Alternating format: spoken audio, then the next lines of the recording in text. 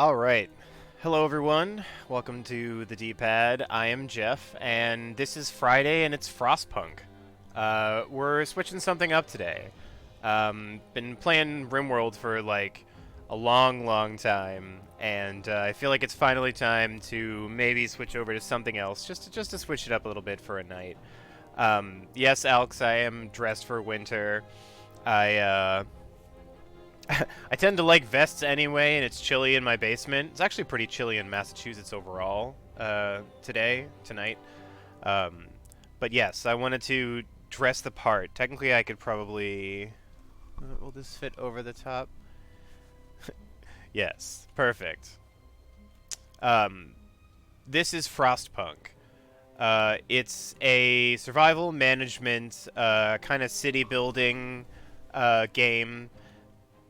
Came out. I got some notes. Hold on. So this game came out in 2018. Um, it was published by 11-Bit Studios. There weren't that many games known by them until this one was pretty popular for a while. Just a little setting before we really get into things. Just like to give you guys some background, because the story kind of, you know, moves along with the gameplay, so I won't be able to talk about everything. But the year in this game is 1886, and it's an alternate 1886 timeline where Mount Krakatoa and Mount Tambora both erupted really aggressively and caused a second ice age. Mostly unbeknownst to all of these Victorian era English people that we'll be playing with today. So I won't reveal any more than that about the backstory, because it'll sort of be, given out in chunks here and there. But at the very least, know that it's kind of like a climate crisis, third ice age or whatever we're on at this point. And we're attempting to basically survive. So if anybody's watched RimWorld, they'll obviously know that I'm a pretty big fan of survival games and colony management, city building kind of things. So this one is nice and nihilistic.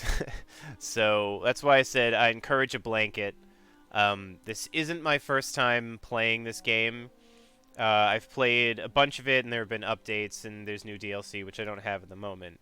But I know the game moderately well, but it's still going to be, a moderately difficult experience, kind of a difficult, management game overall. It would have been a bad idea to play this on a stream for my first time, because I'm pretty sure the first city I started in this game, everybody very quickly turned into a popsicle and died. So, anyway, yeah, that should be it. Thanks again in advance for everyone coming out on a Friday night surprise stream, switching it up. Let's get started. Yes, nobody, I am preparing to run the world after the apocalypse. Yes, and Dave, I'm a huge fan of child labor, which is why I really love this game. So, what we're going to do is select the scenario, A New Home. There's a couple different scenarios in the game, but it's recommended that, for the proper experience, you play them from top to bottom like that. So we're just going to go straight to A New Home. To preserve civilization from the chaos of its own downfall, we have fled to the end of the world. We will have to adapt to survive. Who will we become in the process? Very important question. We're going to keep it on normal setup for a new home scenario. It's mediums across the board. You can customize them to make them as stupid as you wish, but we're just going to play on a normal setting. Survivor mode is extra difficult, no active pause, which fucking sucks. And the game is very difficult. And it's Iron Man. So not that, just in case. Yeah. So grab your popcorn and your drink, and we'll have a nice long starting cinematic while I'll mostly shut up.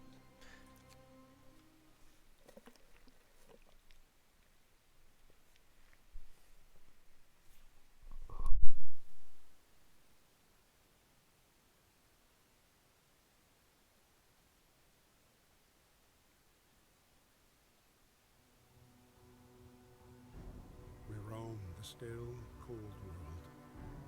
No horizon in sight. The rulers of old, stripped of pride and glory.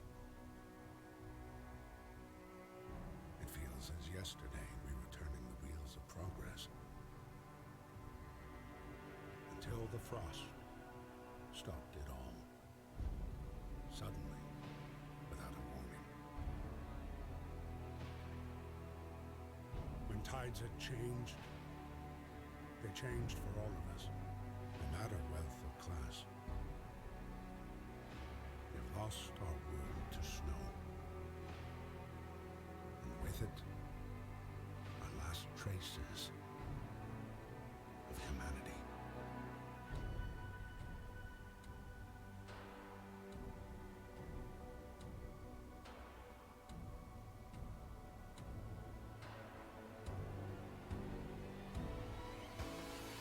We bid farewell to plenty, and for those who remained, came the time to adapt.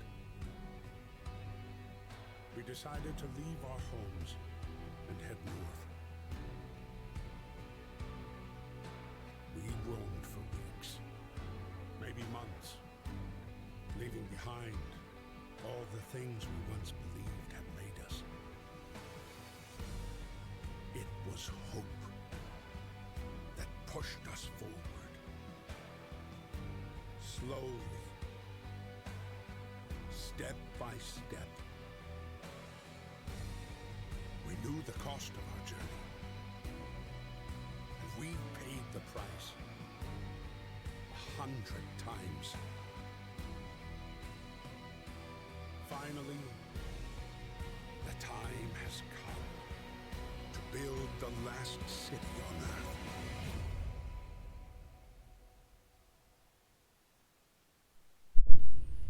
Pretty rad cinematic. A new home. We fled from London and crossed the sea to reach the frozen north. On our way, the convoy was hit by a blizzard and scattered. A handful of us managed to reach the site of this generator, only to find it frozen and abandoned.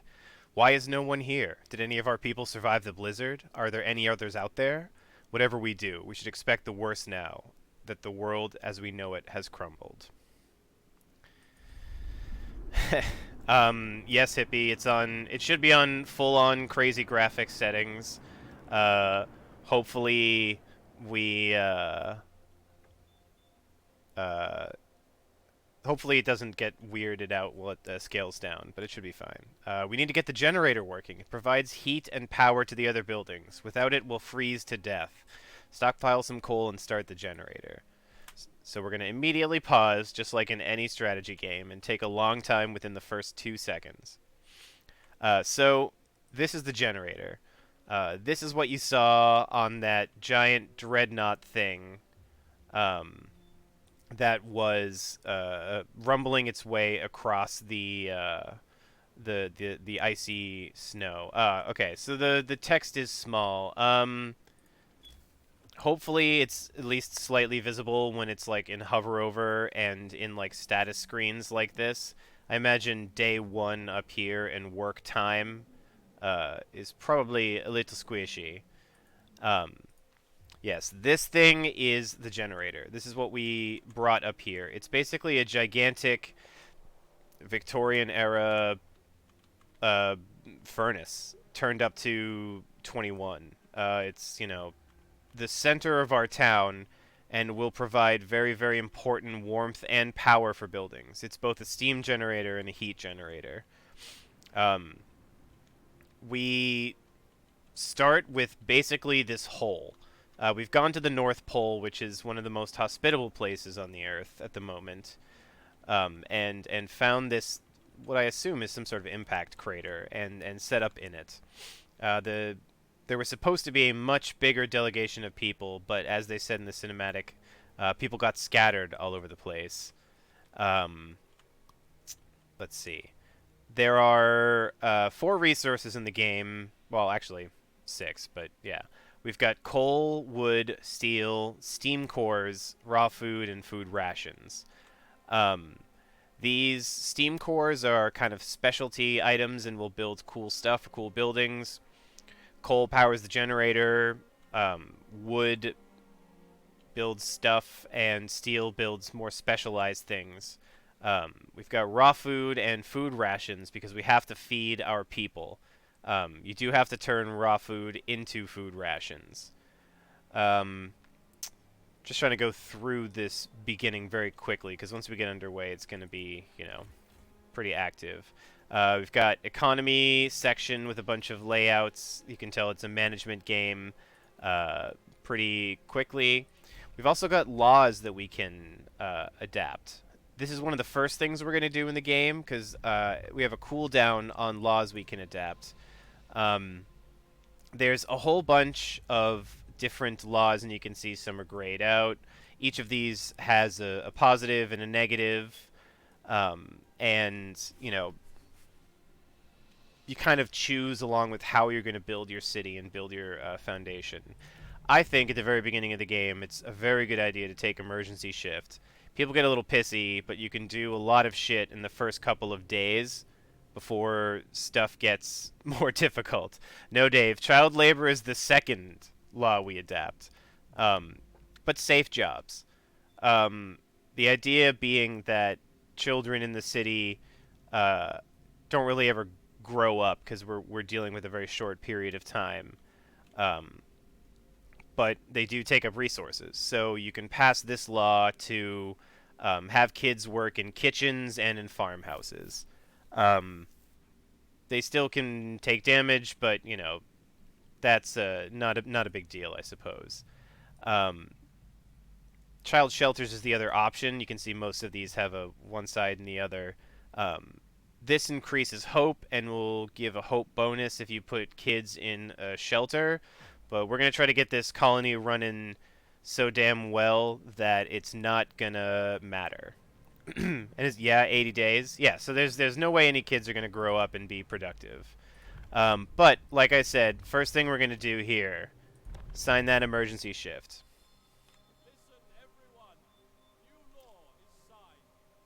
A new law is signed. There's a lot of goofy Victorian-style voice acting in this game, so we'll hear that from time to time. I'll zoom in on people shortly. Let's see. I can't actually pull up the tech tree at the moment because we don't have a research facility. But, there's all kinds of construction things. People need houses, medical posts, heal people. You can hunt out in the wilderness, apparently, because there's animals that still live somehow. And then a cookhouse, which produces the food rations from raw food.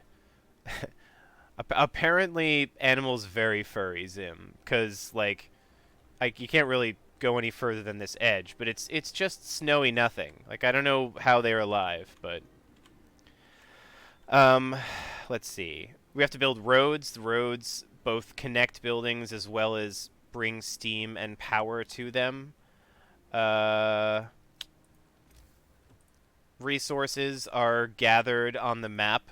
There are initially piles that don't really, need much doing aside from setting people on it to gather this shit.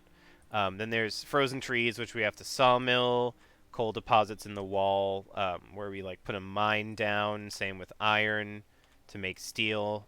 Then there's steel wreckages and stuff. So there's some resources on the map that we can pick up that are finite, and then some of these ones back here, like these veins and stuff, are pretty much infinite. So, first thing I usually like to do at the start of this is wood, steel, wood. You can either put people directly on these, or you can do a gathering post, which will it will gather the materials from these piles while providing people a safe place to live, or to work. Yes. Maybe I should talk about one of the core mechanics of the game first. So, this is the temperature gauge. I put it in Fahrenheit because we're in America. The temperature overlay shows the relative temperature of things in our crater And also, I think it's pretty trippy, so it's super cool. Um, we've got a scale from comfortable, where people cannot get ill or die or have any injuries, low risk, uh, you know, low risk, very low risk, moderate risk. Um, very cold is ill or gravely ill, which we can end up crippled or lose a limb, and then freezing is, um, a small risk of just like losing a limb from working there for 1 day. So we're going to try to keep things on the left side up here. As you can see, this gathering post already has a +1 insulation bonus, so it's actually livable right now. If I were to set people on these wood crates, they are chilly. So there's a low risk as opposed to a very low risk of getting ill. It's also less efficient, um, and we want to try to keep people from getting sick because then they take resources, and we literally have nothing at this point in time. Um, the generator will eventually create a circle of warmth, which at this moment we don't have it on because we have no coal, and we need to. It takes coal over time, so it's a constant struggle to continue feeding the generator. Um, these right here are drops in temperature. The days go on, day 2, day 3, day 4. On day 4 1/4, so in the morning, I think, um, we will drop this temperature level down 2 levels. So this that is livable would go from livable down to cold. So by this point in 4 1/4 days, we really should try to not have people working these piles just standing out there. As it is, we're going to try to capitalize on these gathering posts and stuff. But anyway, yes, that's kind of one of the basic conceits of the game. The temperature and keeping people warm, obviously. I think that's about enough of the sort of background of the game to understand everything.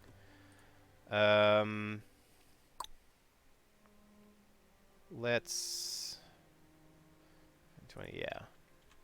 So one of the first things we'll do here is build this bad boy, which is a workshop for researching technology. We don't even have the menu yet, so once this is built and actually has people working it, we'll be able to research things. You'll also notice, it's a final thing, things. I don't have enough to build anything. All right, never mind. So we're gonna do this one coal pile and a steel.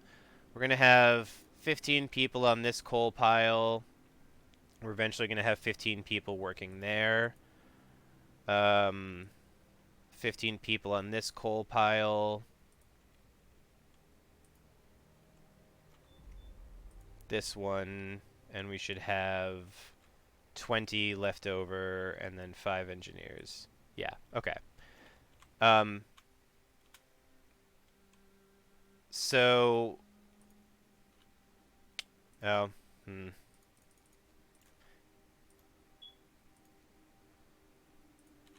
We're going to put a couple people on this wood crate, just kind of so we can get a couple of wood so we can build a road out to there. Most of the time, to sum up, what are we doing right now? We are attempting to get a resource base underneath us and start the generator. This will provide heat and make everybody much happier when it's on. But we have, we started with no coal whatsoever, and we're building it up over time. Once we get to 200, as the game suggests, we can turn this bad boy on. Alright. We'll put 5 engineers in this thing, and we will choose our first research. There is a lot in here to do. It is a big, it's a big tech tree. The first 2 things I like to get are usually faster gathering here and then hunter's gear. Heaters are probably the third one to get. Uh, but like I said, we're gonna not gonna go through everything. Um, let's see. Oh, different types of pops. Yes, there are engineers and there are workers. Engineers can do workers' jobs, but they are needed specifically um, to run things like the workshop or things that require sort of skilled labor. Um, they usually have less of them, but all right. So immediately throw 10 people on this thing. Uh, we have enough. We have 10 wood. Is this operative? No, it's inoperative. All right. So pause for a sec.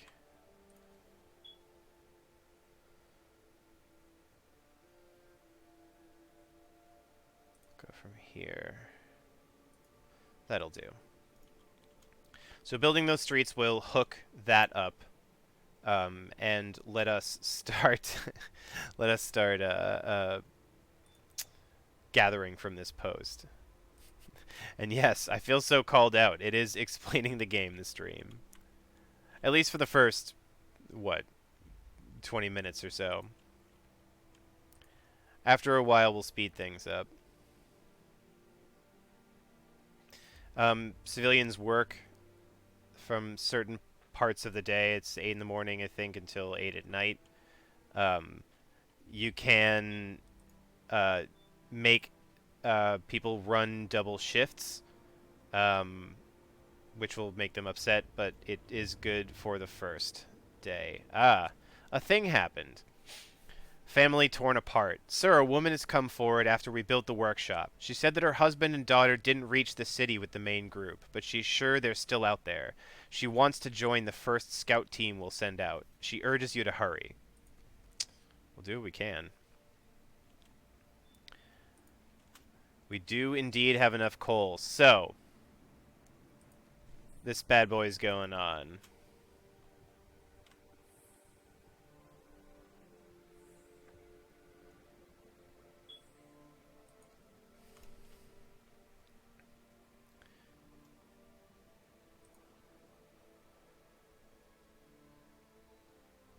Come on, please finish the road. Oops.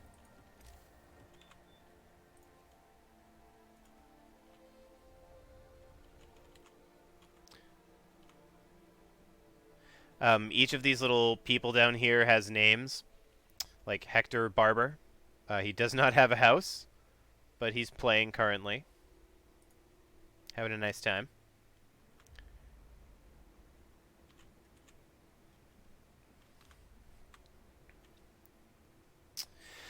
So we will continue to gather food as we go along. We'll continue to gather coal as we go along. Eventually, we'll look for a more constant source. But for the moment, we're just going to hit up these coal piles to keep the generator going. You can see this orange ring here. Anything that touches this orange ring gets a heat bonus from the generator. So you can see the stockpiles here get +1 for heat zone since they're inside that. This guy does not get the heat zone because it's outside of the circle, as we can see there. But it is it's still nice and comfortable.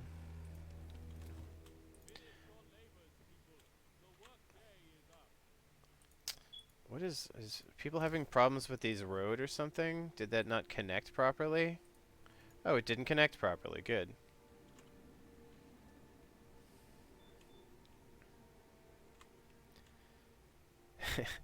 Hardcore children's games. So we'll have enough for the morning. So here are some annoying elements of the game.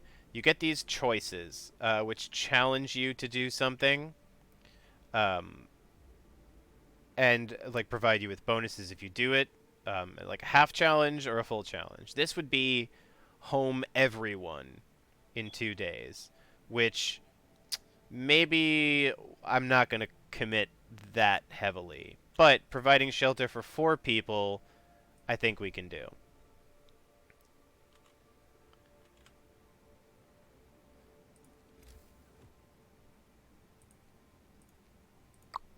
So, obviously, next thing, Hunter's Hut. What's the cookhouse's base heating one? So basically, the cookhouse is something that hangs out forever. We can throw it right here. The cookhouse will turn raw food into food rations moderately quickly. So once everyone is, let's see.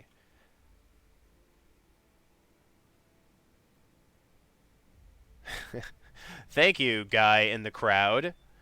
Apparently, this dude was like, yo, you don't have to do what they say.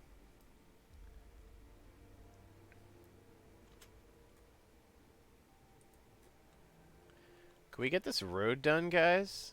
I don't know what's going on here.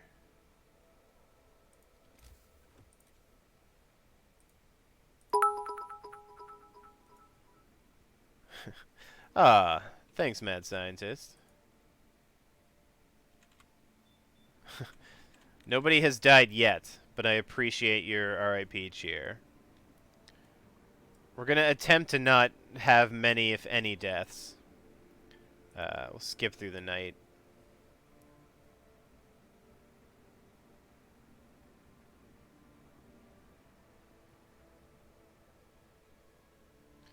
Alright, cookhouse. So, next thing we're gonna do, reduce that, staff this bad boy, and keep running. So in the morning, the cookhouse will take 2 raw food and make 4 food rations.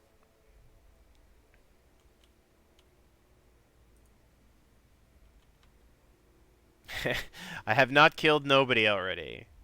I'm sure nobody exists somewhere in this town, being very cold and unhappy about being in this town. Ooh, it's new law time. Guess what, kids? Listen, everyone. New law is signed. Kids should be learning, not working. Bullshit.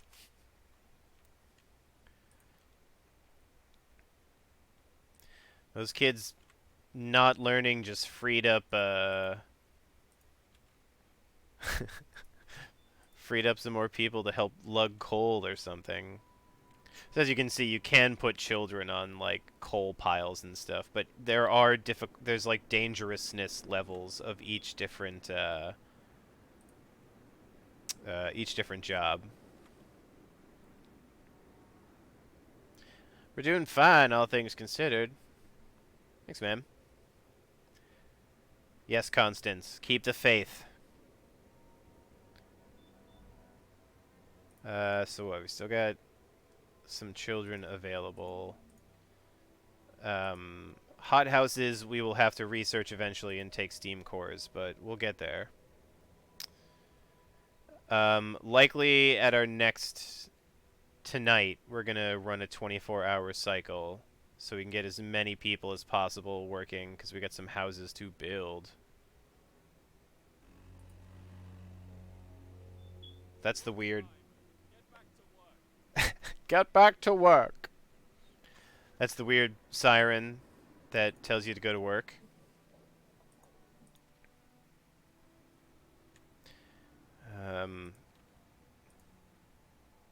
We need some wood up in this bitch as quickly as possible.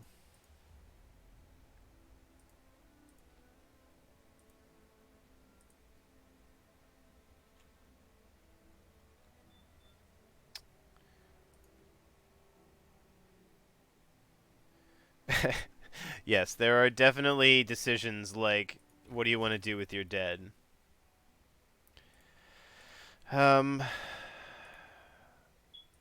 Beacon or...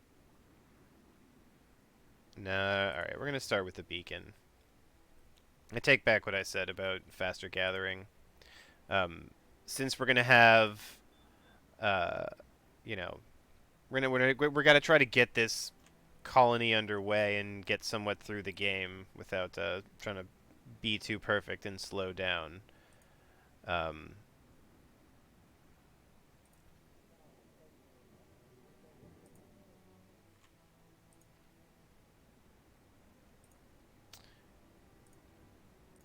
get in there, kids.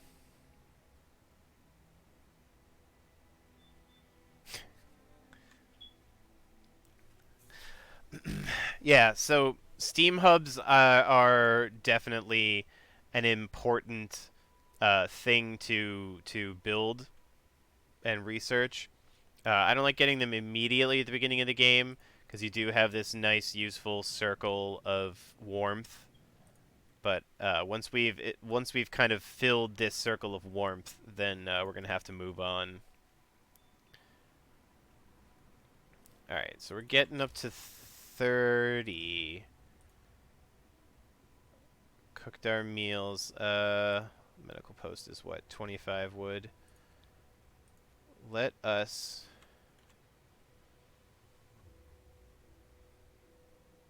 build one of these bad boys. And then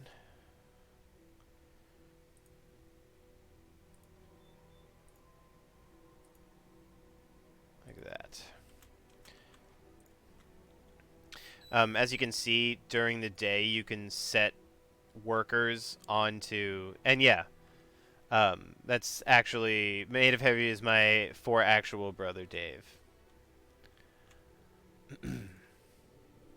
Yes, you actually have to research higher levels of temperature, um, but yeah, and there's also overdriving it, which we haven't even gotten to yet. If you get to 100% generator stress, then it explodes and game over, basically.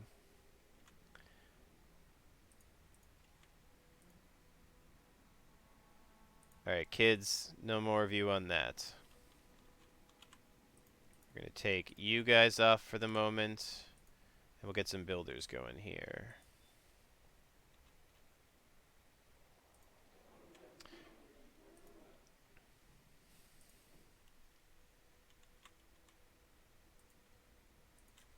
It's kind of neat. They start little, like, barrel fires and stuff in the snowy area to kind of try to stay warm. But obviously something like a gathering post is an actual building that you go in and out of, so warmer still. Alright. Beacon has been researched.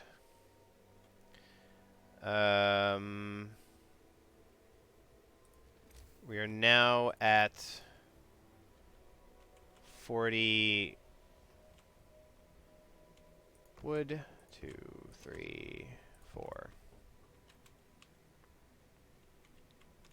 Start that, see if we can't please a couple of people. Once this is built, because it's more important, these will then be followed up with. Barrel fires. Nobody has burned any children yet in this colony. There have been no children burned.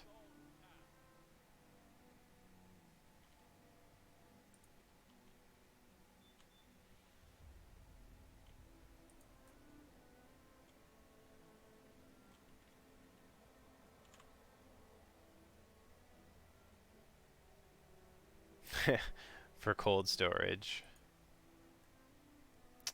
Yep. Don't want those bodies to rot, I guess.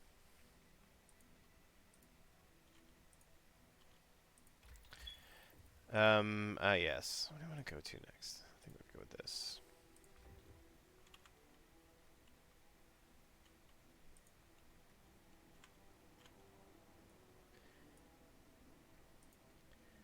Yeah. Extra, you mean extra resource places?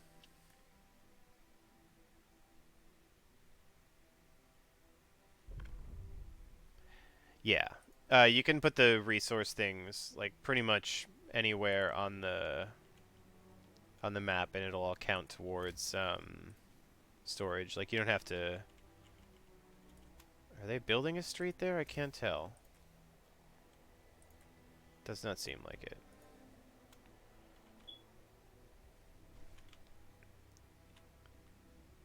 Okay, good. Also a nice effect as this, ooh, what's this? We're getting short on resources. Blah, blah, blah, you can sign a law. Shut up, guy. So that's one of the kind of tutorial suggestions that you get. Yay! Hope rises and discontent falls.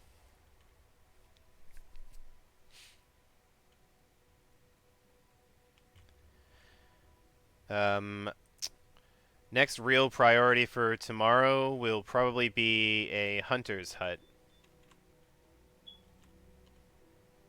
At which point we'll, you know, be able to assign 15 or 10 or 15 more workers to that, and then we'll actually have used our whole group. Because as you can see, this temp drop is coming up.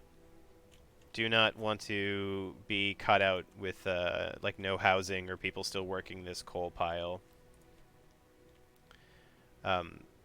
We've got about 5 days of coal with our current output, basically just level 1 generator. That will get us through the 1, 2.25 days until the temperature at least goes up by 1.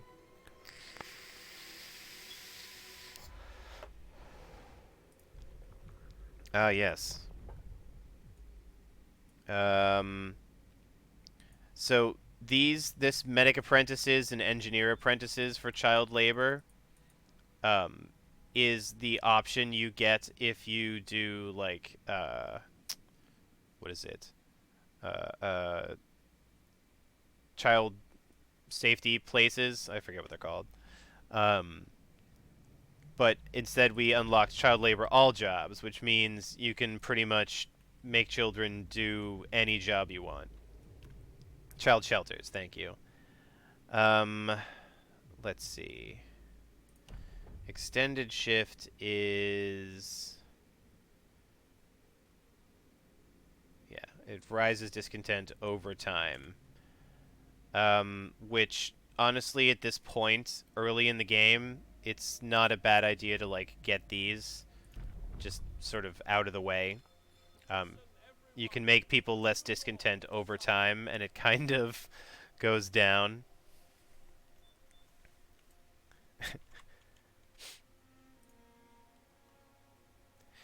Yeah. One of the reasons I like this game is that it is kind of a bleak picture. But, you know, you can win, and the better you do, the more you keep people, like, alive and together and functional. Which I like, you know, do better at the game, and you end up, you know, saving more people, that kind of thing. So that's like, you know, one of the reasons that it's not just a super ultra bummer. But yeah, not the rosiest game. Which, like, you know, when you get down to it, RimWorld is pretty big bummer of a game, but it does have its fun moments.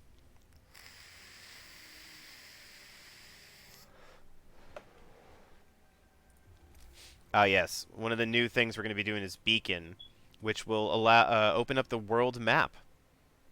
If you are feeling a little claustrophobic in here, then I think you'll be pleasantly surprised once we open up the world map.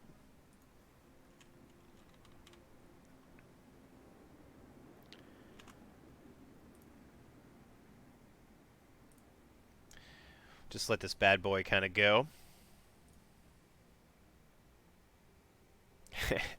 So yeah, how's everybody feeling? Sorry to drop kind of a intense bummer of a game on you, but it's the weekend. It started out right. How's everybody doing?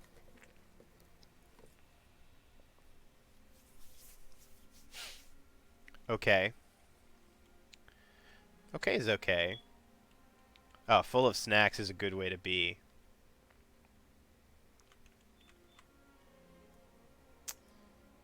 Nice family birthday party. It's never a bad thing, Alex. Well, actually, I take that back. It's usually a good thing.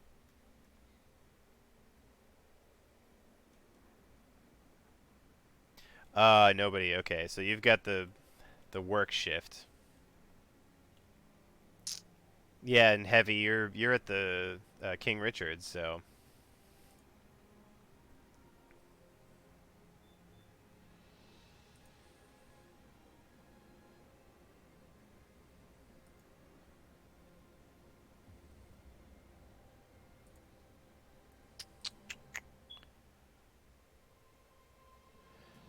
let's just skip ahead. Honk.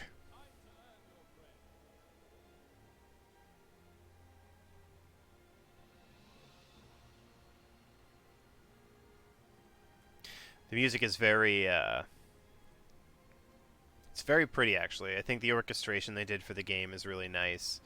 Um, Again, it is a bit of an intenso score. Like the whole thing is like, oh no, things are bad.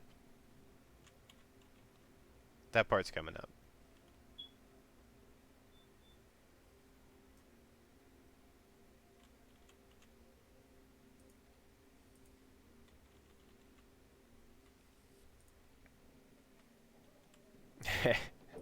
They do not encourage LARPing after dark at King Richard's.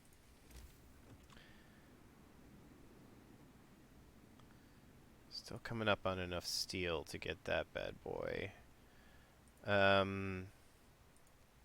think the Hunter's Hut is going to be our next build, so we can be ready to go for the evening. Let's see. So Hunter's Huts are kind of a strangely unique building. They don't actually need to be heated, since they kind of... I don't know, it's hard to explain. Um, Hunters don't really hang out at them in them at all. Um, they go to them at night, and then they go out hunting. So they're not something that you have to worry about, like keeping at a really high temperature. They also have pretty good insulation as a base, +2. So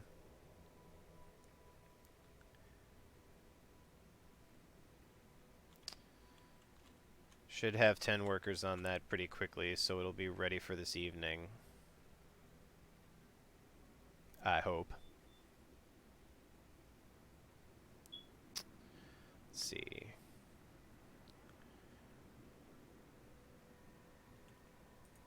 I'm gonna do... Oh, that's a much bigger pile of coal. That's 59. This is 284. Oh boy. Actually, this will be gone in 2 hours. I may as well just have him finish it out.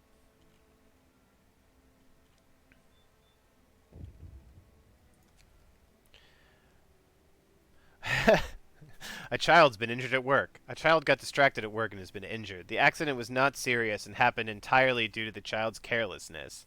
So my options being hope will fall slightly, scold them for being careless, or give the child a day off, which, yeah, I think we're going to go with that. Maybe I will just employ one of the other children.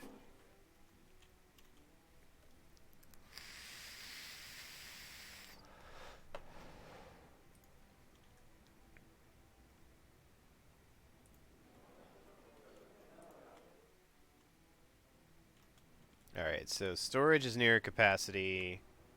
I think... Yeah, we can only store 900. So let's pull these people off, which is fine because tomorrow morning I don't want them working there anyway. And let's pull these bad boys off. So we've now got a bunch of extra workers and still children.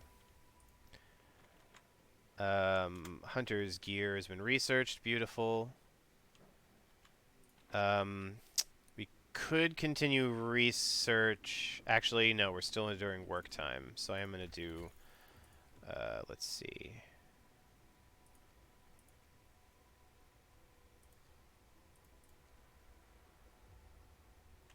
go with faster gathering, and then we'll do steam hubs afterwards.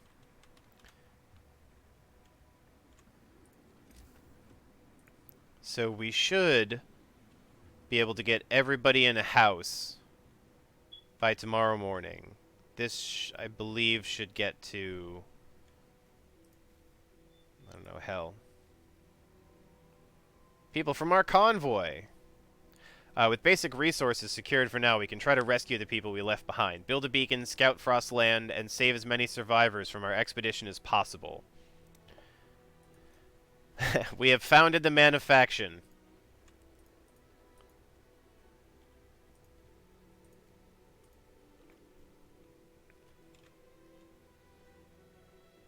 Alright, good. We hit our target of 40 wood. We'll see if we can get maybe a little bit more, but,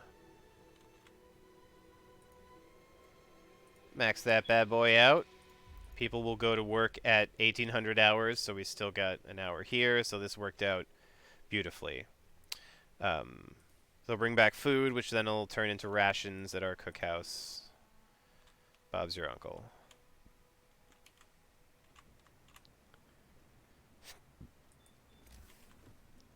So we can build the beacon, technically, but, you know, it would actually... Oh, boom, we made it. Great. Alright, no more workers on that pile. Everybody's in a building. What's the deal? 2 days to provide shelter for 20 people, or 2 days for 40 people. Hot damn! Pause this thing. 1, 2. Who do we want to squish? Yeah, we'll squish here. 3. And as is customary, one person is going to have to live outside the heat.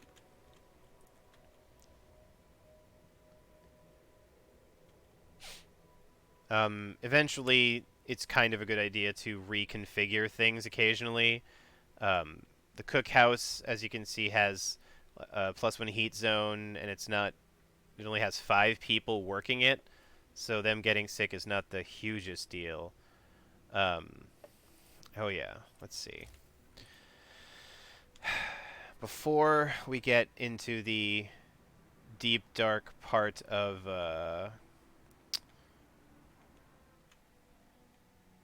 this cold, let's add, because I think it's a base heating level 1. I think we'll put this over here for now.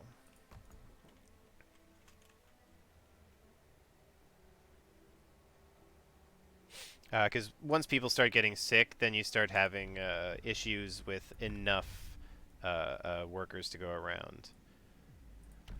Let's see.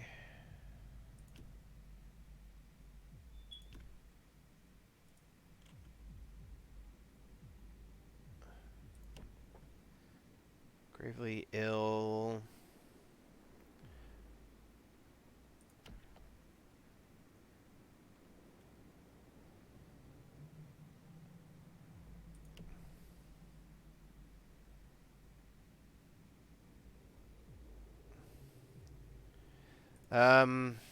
Let's see. I want radical treatment or... I guess let's go with sustained life.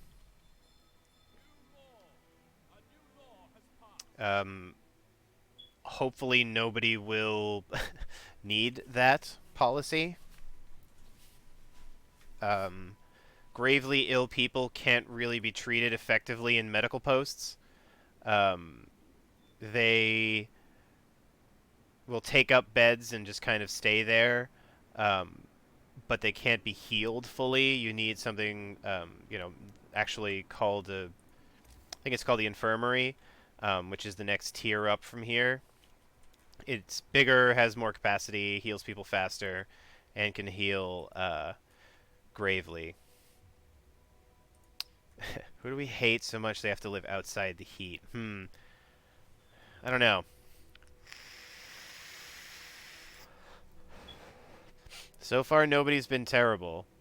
Pause for a sec. Where do we have engineers? Are you all engineers? Let's get 5 of you in there. Yay! So again, nailing these sort of timed event things and bumping up your hope and pushing down your discontent, very helpful. These are livable currently. They're not going to be as livable when this cold front comes in. You can see here there's 5 people being treated, and then after a certain recovery time, they go back to uh, the workforce. Yeah, so we have some unemployed people, but the goal is going to be to try not to have a massive influx of sick people over this next day. We've also stopped gathering coal, so we're just riding on our reserves at the moment. But not a bad start, honestly. Next priority, once we get a little bit more wood, will be sending out that scouting group.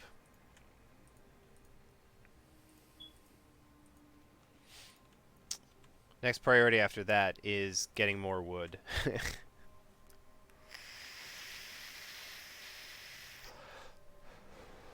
Large packs of gushers are back in convenience stores? Hot damn. That's news you need to know. They did a great job with some of the ambiance. I don't know what these lamps are, but they burn throughout the city, and the more you build, sort of the more clear stuff gets out. You notice that we're actually like straight up on ground here instead of being covered in snow. 5 people still sick. Hurry up and heal. What do you need?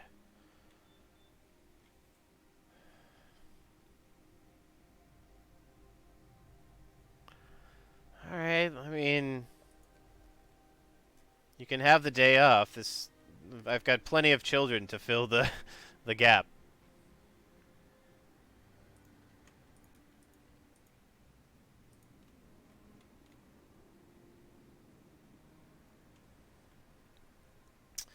So one additional next priority is going to be probably another hunter's hut. Okay, we're down to -40. Oh fuck, this is inoperative, huh? So if it gets below a certain level of cold in a medical post, then uh, it doesn't operate. Not ideal.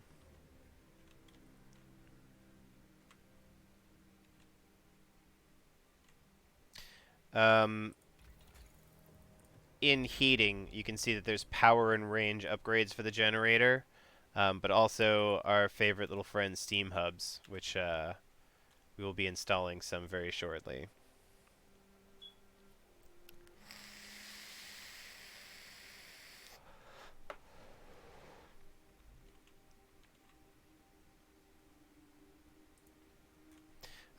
Even our tents inside of the heat zone are chilly, which is not great, and this one tent is cold, which is extra not good.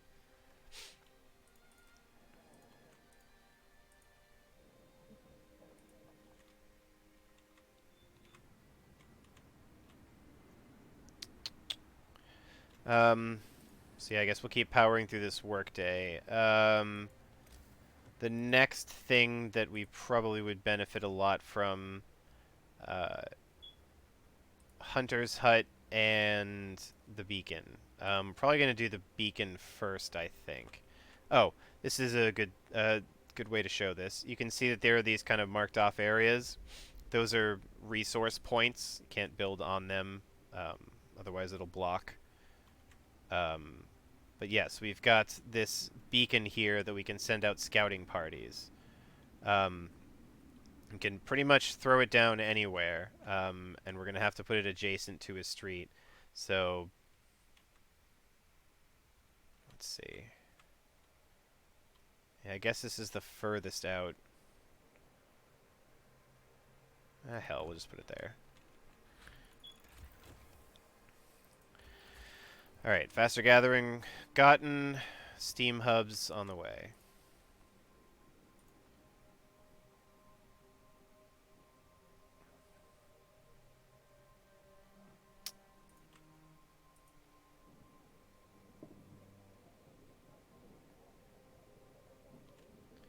Pretty sure we're going to be pushing one of these two on a 24-hour shift. Yeah, I think we'll do this one.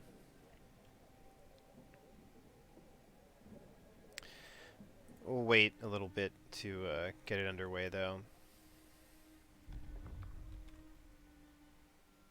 Alright, we hit 20. Wait. Yeah, Hunter's Hut.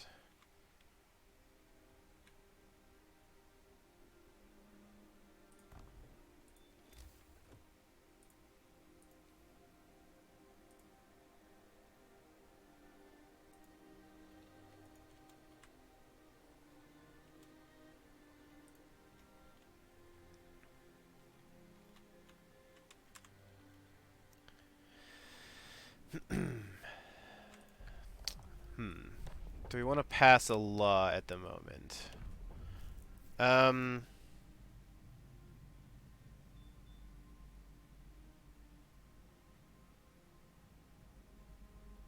Suppose we can probably sign Care House in, though this is not a bad idea at the moment.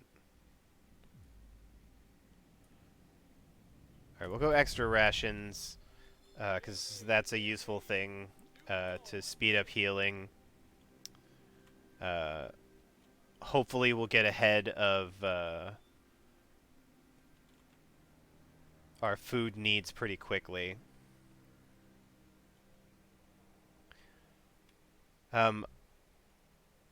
Haha, we're no longer lost and blind. From now on, our people will be able to survey the icy barrens that surround us. Frostland. Cutscene.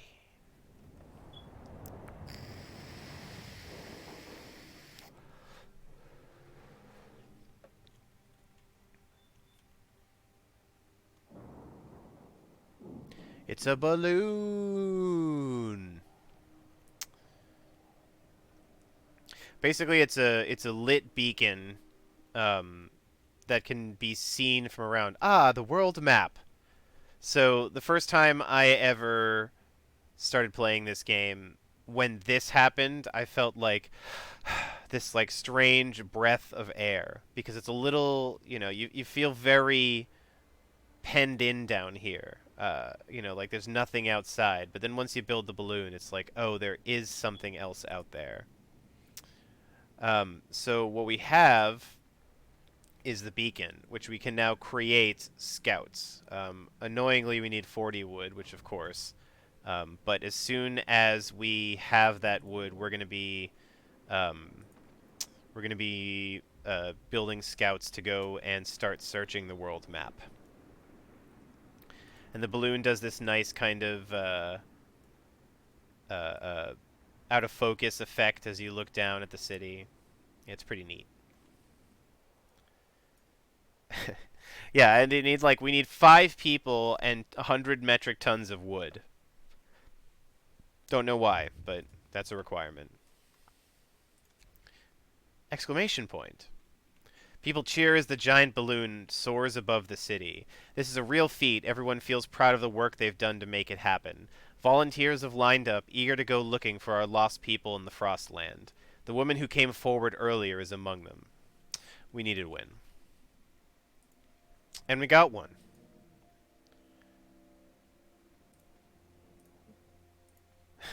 Thankfully, with that win, what we're going to do is immediately run 24-hour shifts.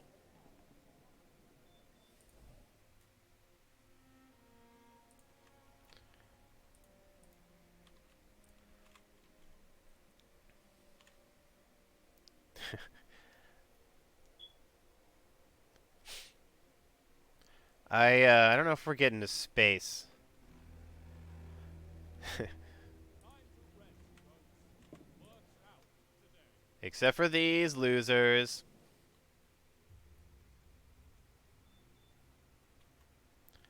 So thankfully we're still maintaining with only 10 sick people. Haha, there's our 40. We didn't need this for anything else important. No, we built... This is already building. We can do this now. Scout team! Oh, that's the only annoying thing. So, on the map, we choose locations and it takes them time to get there. We've got a bunch of different options of places to go, and going from place to place takes time, especially getting there for the first time. These people out here are lost members of the expedition. What I'm gonna do first is send the scouts to the observatory, because these people will live. Whereas if they come to our city, suddenly they will, take up beds and start getting sick and stuff. So it's a little metagaming, but we can delay getting them in here until we have enough resources to really put them to work. Because again, as you can see, we're struggling heavily on wood. Yes. Who's working somewhere that can get pulled off?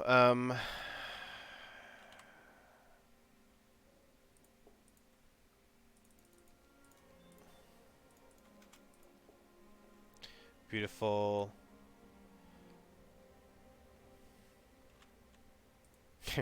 The most humane thing to do is to not rescue anybody. I mean, we'll get there. We're gonna get there.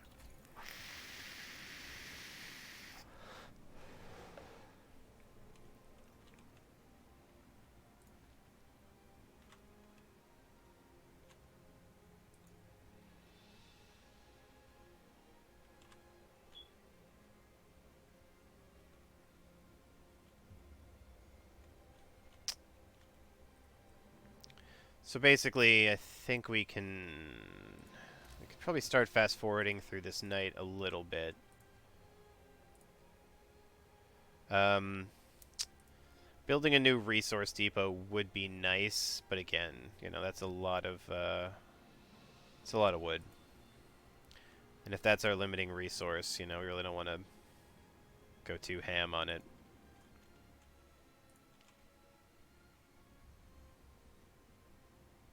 Because, of course, the people that we go and rescue are going to require rations as well.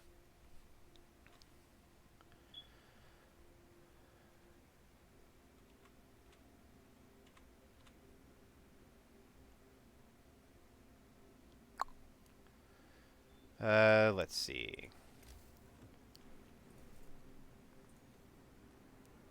Our next technology... probably heaters. But as you can see, we can upgrade to tier 1 technology. More scouts is a pretty big deal. Just, more opportunities for people to go out and find stuff. So, okay, as long as we save about 10 wood for the morning, we're good. I suppose we can do this.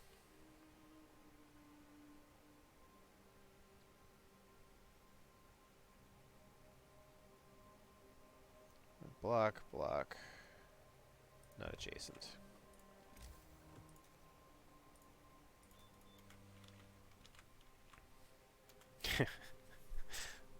Yeah, save wood for the morning. Oh no, gravely ill people.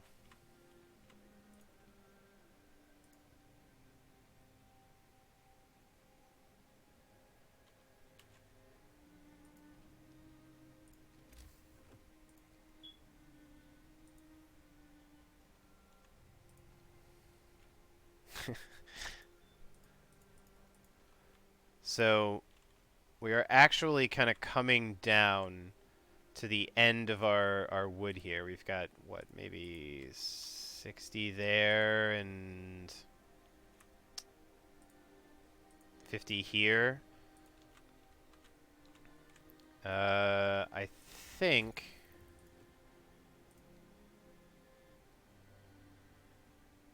Yeah. It's about time to research a sawmill next, actually.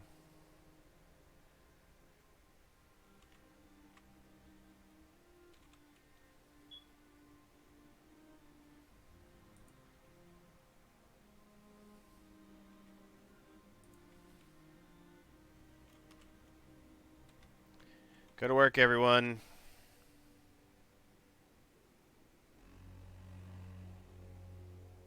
The worship starts.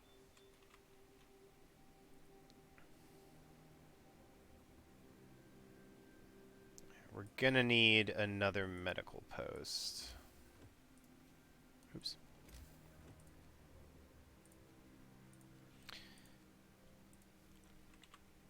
And more tents. Oh, scouts have reached the observatory. Oh, there's survivors here too. Oops, I forgot. Instead of astronomers, we are met by some of our lost people. They explain that they came here for help but found everyone dead. The explorers continued their observations until they starved. What was so important for them? They wrote it up in their diaries. The loss of sunlight can't be explained solely by fouling of the atmosphere by southern volcanoes. The sun is dimming. So, we can escort the people directly to the city, send them a little bit, and some of them may die, or just leave them and they automatically die somehow. So I think what we're gonna do. That's how many people is that? 12. That's annoyingly a bunch of people.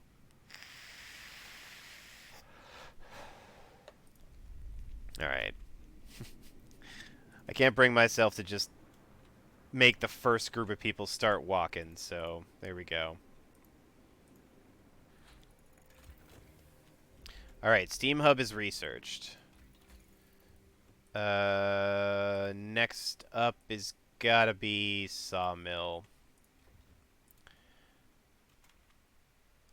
So these people will be here pretty soon, and they are going to need some warmth. So, Steam Hubs. Very important in the game, as you can see. Steam Hubs create little islands of heat that can heat buildings and things. They are... No, they cost about half as much as the generator. So you can see the generator is 6 coal per hour. Steam Hubs actually use 3 coal per hour, which is, you know, a pretty significant chunk if you think about it. I think our first one is probably... Do I want to go this direction or this direction?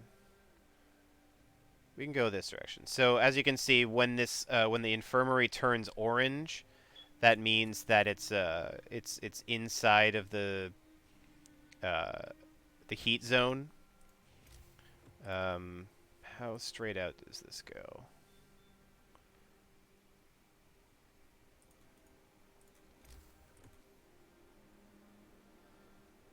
So that click right there.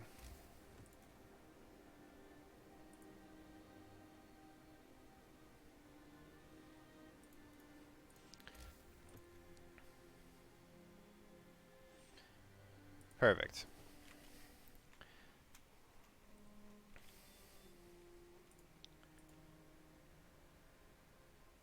Under construction, too cold.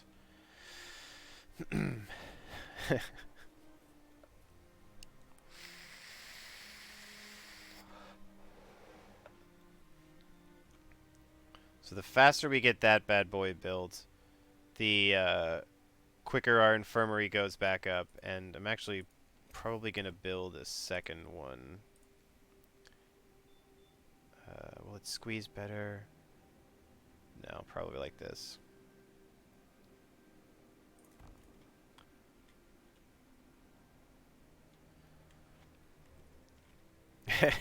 Yeah, that one house won't be as bad once the temperature goes up a little bit, and then we have a pretty nice set of days before it gets any colder. Um, However, if there is a better house available, like a warmer place, people will absolutely go. In the wake of recent child workers' accident, the parents argue that could give working children double rations to make them stronger and help prevent injuries. Children working eat double rations and hope rises, or no, we can't afford it. Um, I think we're gonna go with good idea, insofar as working kids, there really aren't that many until it gets to be like, you know, a bad moment. Kids can't hunt, which is one of the few, if you all jobs, I think I don't even know if they can hunt then, but um, we've got these motherfuckers coming still. They're gonna be here in 3 hours. They are going to have to sleep outside.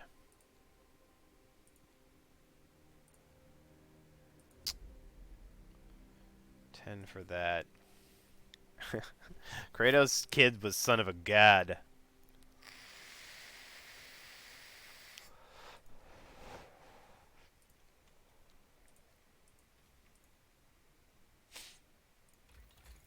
What does the sawmill cost? Yeah, it only costs 10. Alright, that's what I thought. So we're probably going to chuck the sawmill like in this corner so it benefits from this. The sawmill has a collection radius. Once it's exhausted that collection radius, it won't gather anymore. So it will clear all of these trees and make them usable without us having to, you know, obsess too much about placement and stuff. So once the sawmill goes in and clears these, we'll have all this space back. Which, as the moment, these are kind of blocking the backside of this steam, or this steam hub.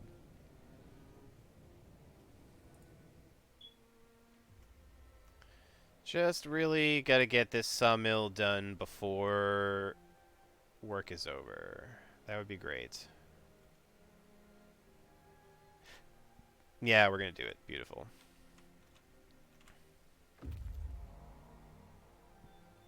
All right. Scots brought... Scots. All the Scots came home.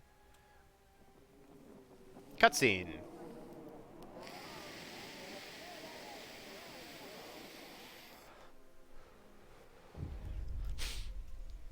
People from our convoy reunions. It's heartwarming to see families reunited after so many hardships. But shouldn't there be other settlements nearby? The first expeditions left London long ago. They ought to be well established by now. Surely they'll help us find our footing. We'll look for the others. Alright, sawmill researched. We're going to max out this, and this is now running. We're not going to do extra food rations yet. All the workers you got. Where else do we have workers?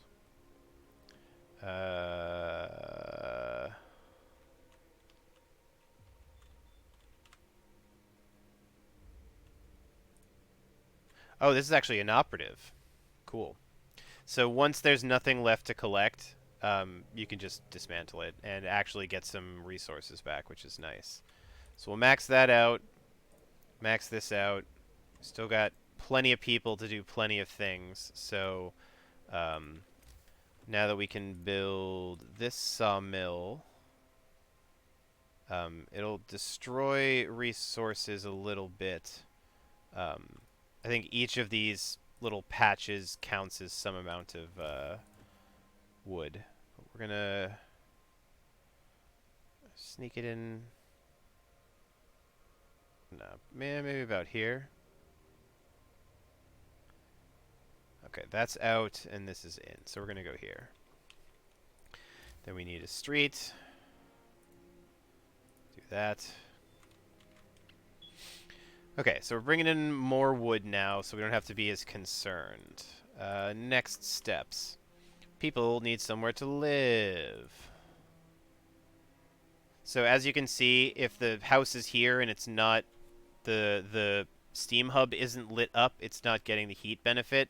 So I believe it has to be like more than 50% in the steam hub to actually benefit.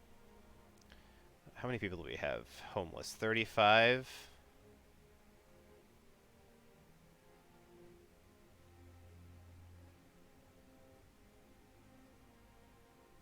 That.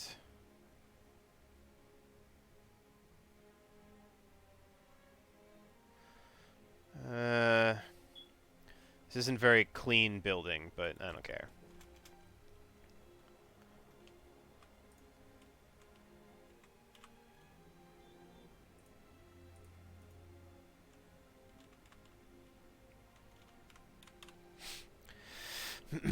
So the idea, Zim, is that like the whole world got very cold very quickly and the oceans froze. Um, which that's a pretty big feat, but apparently there's like feet of ice on the oceans, and they basically just, you know, left the north of England and drove across the sea. Let's see. Heaters could be useful. Coal thumper also could be pretty nice. Though we could go right for the mine, which I think we might do that instead.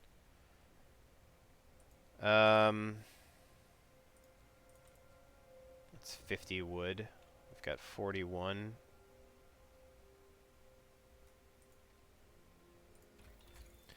We should get heaters.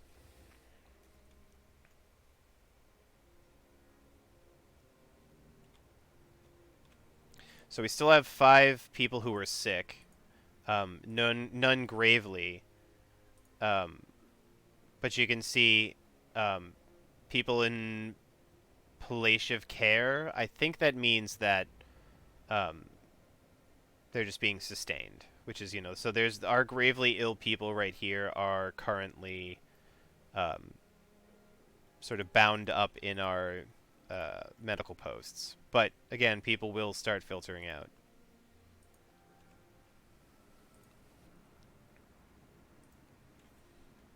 Palliative? I don't know how that's said.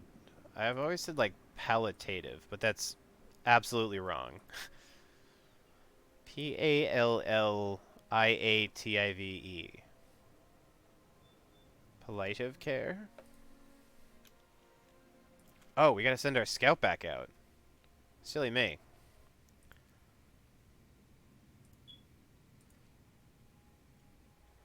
Scouts travel all the time, no matter what the weather is, so there's like no reason to kind of have them hang around unless you're trying to time something properly. But also, I'm trying not to uh, go too ham on like thinking too far ahead, because I have played this game before, and I don't want to just kind of know where everything is. So I'm picking a couple of things at random.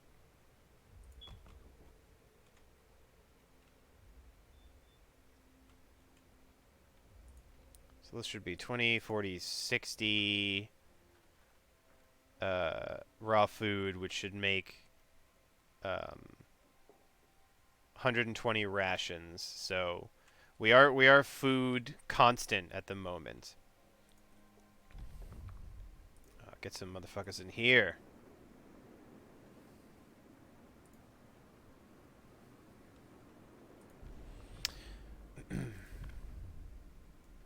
I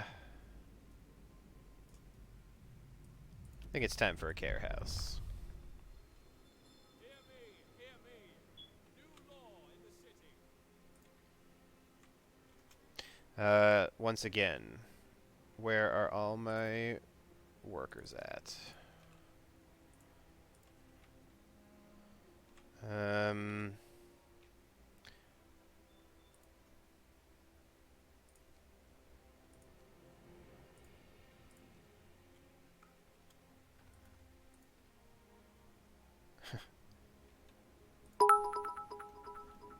Ah, thank you, hippie. Is that for the hunger? 25 wood and 5 steel.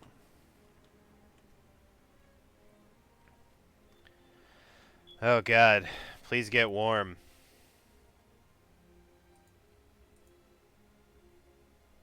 So as you can see, little after day 10, we're going back down to this 2 temperatures down.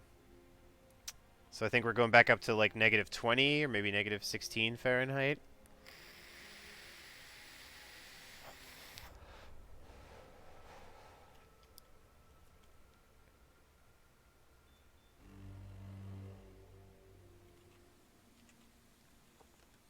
Strangely, everything fogs up, I guess, even though it's still below freezing, but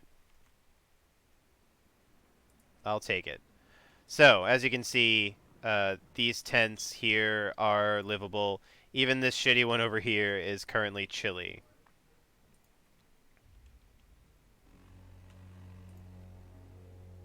Work time. Get back to work.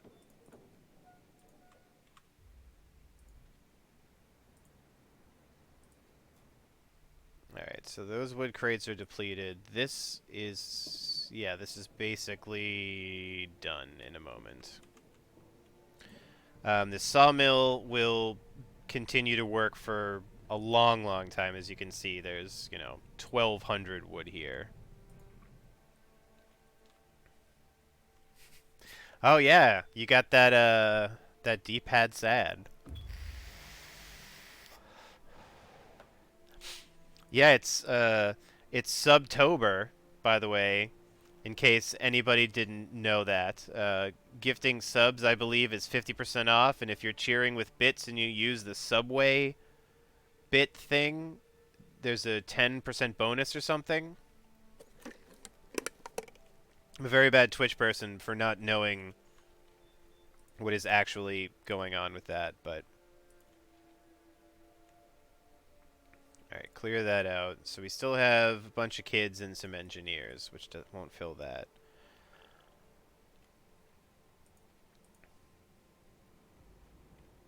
Free money right to Jeff Bezos' pockets. No, Jeff. Don't be like that, Jeff. Let's see. Alright, so the care house has got a base level 2 heating. It is something ideally that you fit in. Ah, fuck. It was just too small. That's really annoying. Ideally, it's something you fit in um, with a little bit of heat zone. As you can see, buildings actually kind of change their size and shape. A pie slice here is actually smaller than a pie slice further out because it's a radial building system.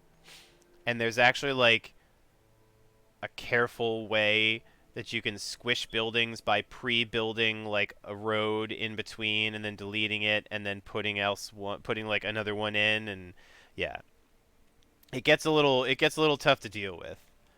However, I think we're just going to put our care house over in this corner. This will be a low priority area to heat eventually. Um, but the care house should run without a problem. Like you can see, this is +2 insulation, um, and it's livable. Chile is still operable. Um, you can see, these are at livable, and they were operable at Chile. So, right there. Yes, it is literally. I love this radial building system because it's all centered around the generator, which is cool. But then you get these like points of a circle on a radius from the center circle, and the squeezing of buildings. Like you saw something barely didn't fit here. If I had gone over like one little bit, or I had built a house instead of an infirmary here, um, it would have spaced it properly that we could have fit one in. So yeah, um, on really really high difficulty games, I will play with. We got a lot of people sick. God damn. Once the care house goes, we'll be able to get people in and out more quickly, but...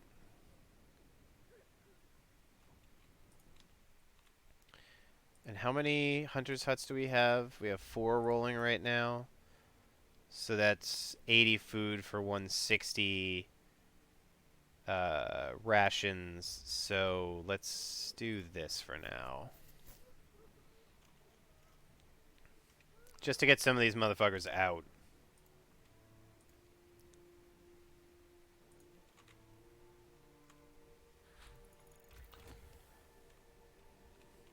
Heaters. Let's pause for a moment here. Coal Thumper is a very useful thing. We might put one of those down. How are we doing on coal? 358, 2 days. That coal pile is now, like, doable, as are these two. Yeah, okay. We don't have to go Coal Thumper yet. We can probably try to go to drawing boards first. So let's do that.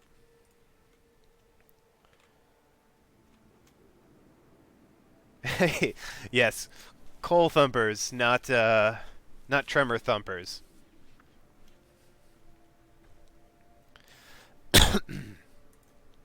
It would be a real fun way to end the game very quickly if gigantic subterranean worms could come up and just eat everyone. Well, that's that. We did do better hunting, right?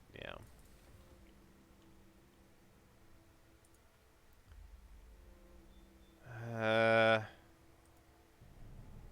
Where are children working, or where are children not working that they could be currently?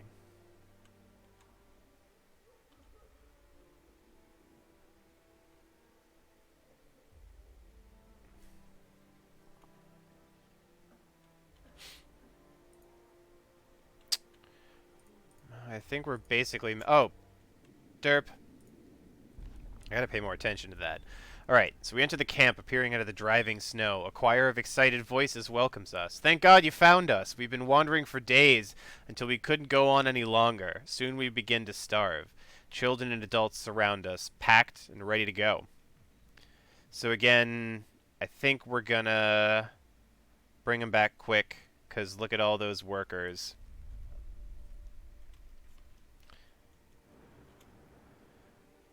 Bring them in. We'll be producing wood. We can build some more houses. I guess I'm just going to put that there. It's not the worst. This will need a street. And that's a little annoyingly big.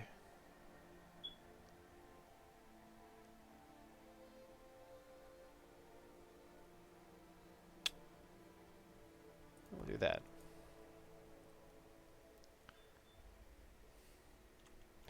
Alaskan bullworms are very meaty, yeah.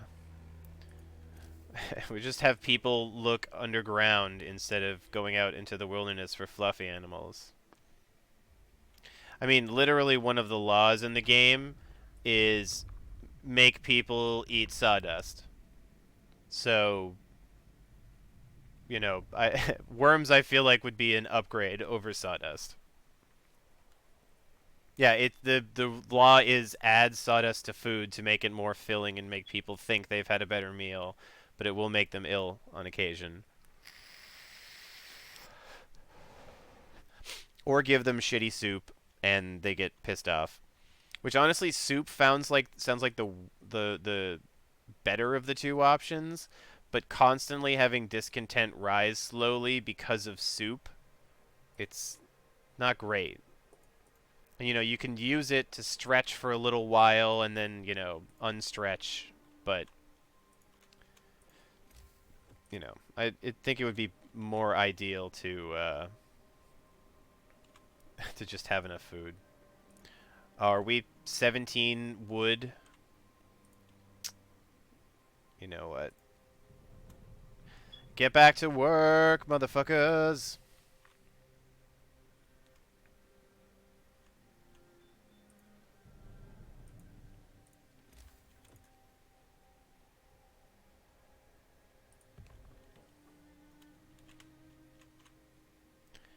These people should arrive during the night, and I believe, like, it seems like they should leave at 1800 and come back at 1600. Um, but if you send them later in the day, I think they just come back with less of a haul. So we'll try to get these houses all set up for them by the time they arrive.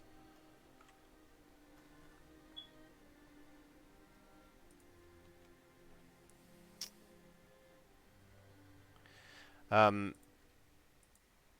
let's see.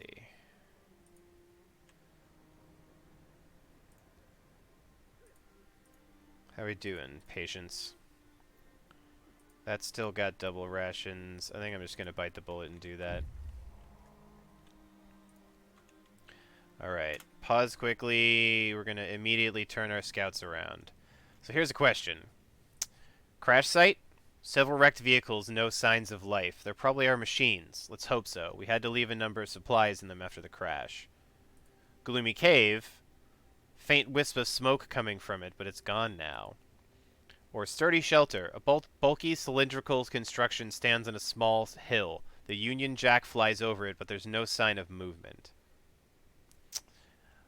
I'm leaning towards crash site, and we can always have our scout go from crash site to Gloomy Cave. Alright, agreed.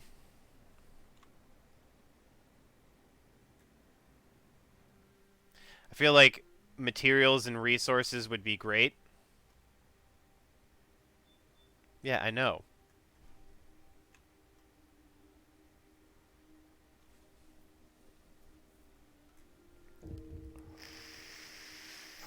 What? Are you kidding me? That's like the first time I've had that happen on an emergency shift. Uh... Nah. Keep working. Do we have a law yet? Or, yeah, okay, we still need 16 hours for that. Yes, now the RIP emotes are technically there. But you can see an adult died. Like, we lost a little hope there. And, unpopular decision and the emergency shift still kind of cooling down. But, let's see, you got 19 people. That'll fill one of these hunters' huts and the other one with workers, right? Yes. 6 and 15 is 21, so that's perfect, and we'll have extra engineers left over to do something.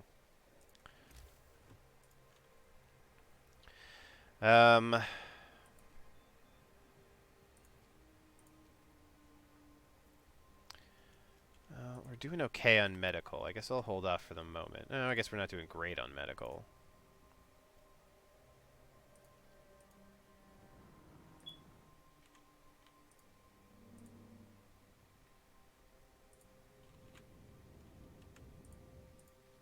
Where are you 9 of 10? Oh, yeah, the guy died. Right.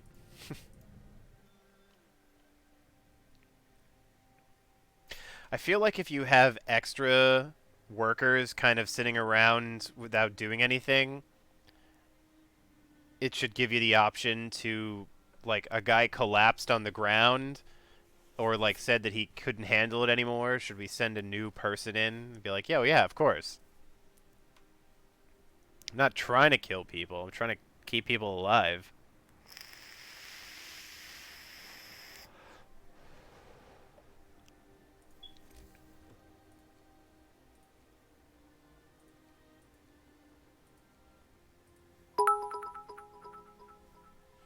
Hey, thank you, hippie. Yes, now your right mote is correct.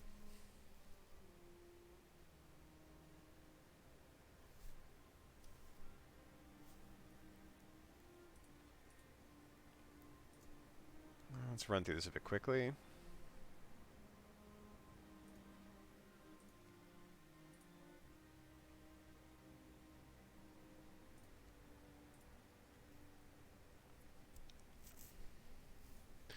Yes, I know people are going to be hungry. And now we got to start gathering a bit more coal.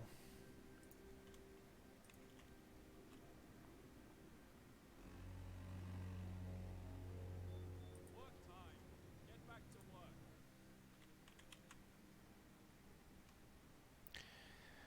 Alright, good. Raw food's getting turned over into rations. All these hunting cabins should be rolling tomorrow.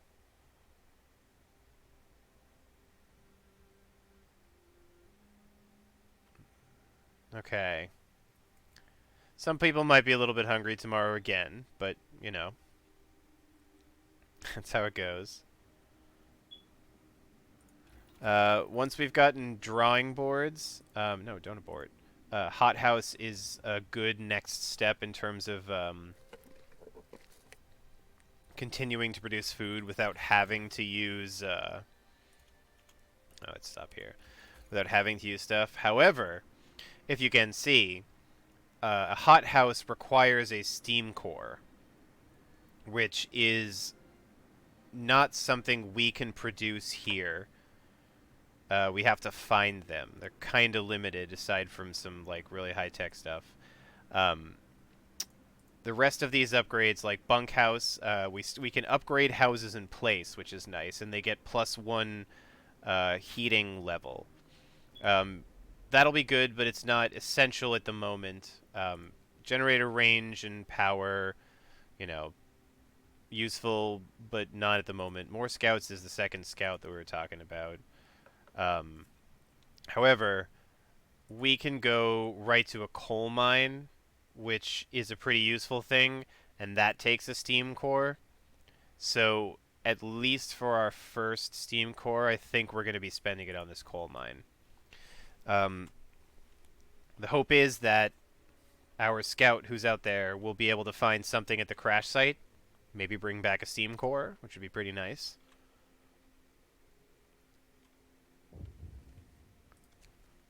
A note of thanks. Someone has left a note at the care house. It reads, "Thank you. With all the work we have to do, it's so hard for families to properly care for an invalid." Okay, could have chosen a better word, but places like this make life a little easier for us all. I'm glad I could help. Thanks, random note person.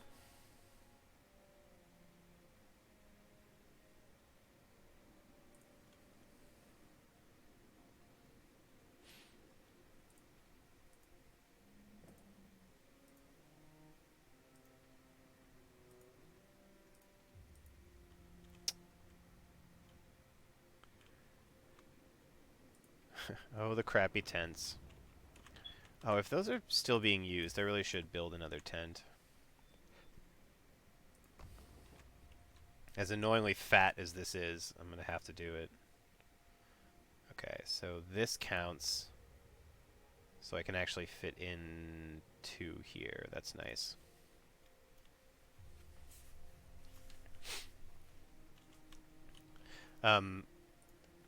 I actually have yet to have used this mode when we actually had anything built. So this is a really easy way to look at your city and see, you know, what is at risk and how cold is everything overall. We're actually doing pretty well with everything being livable except for a shitty tent. But, you know, we'll fix that. Might just... Well, actually, it's not worth deconstructing a shitty tent, just in case somebody needs a home of some kind, because it does provide 1 insulation. But, for the time being... Oh, yeah, this needs a road. Go from over here.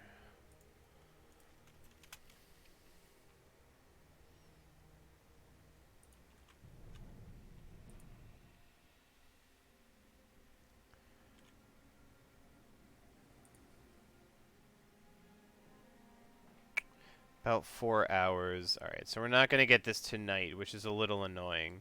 But we did gen up enough coal so that we can last all the way through tomorrow. And we'll probably put... we'll probably just put a bunch of children on the other coal pile. That's how it goes.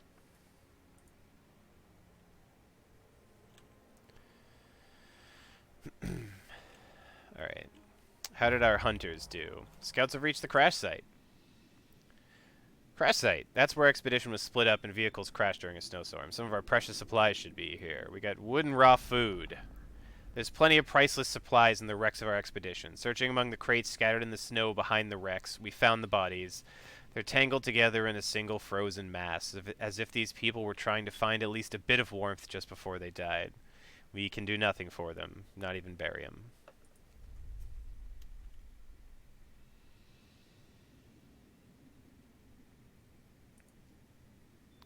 Not ideal. So that's a day and 12 hours, and that's 21 hours. I guess we don't really need the food or stuff immediately, so we'll keep them running.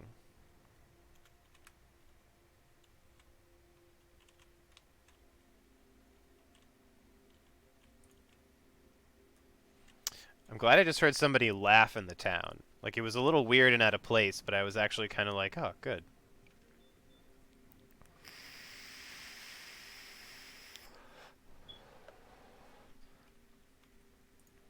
Alright, hunters, go to work. They actually, like, push through the snow, but it's kind of funny because after they hit a certain radius out of the town, they just disappear. So, like, I imagine there's a tiny little tunnel that goes through here and comes out somewhere over here.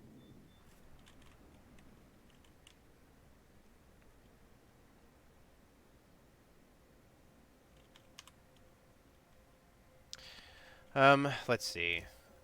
I suppose while we have the opportunity and the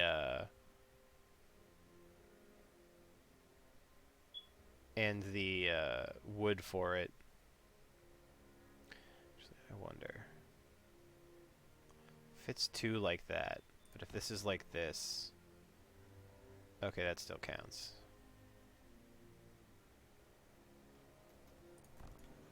That'll do.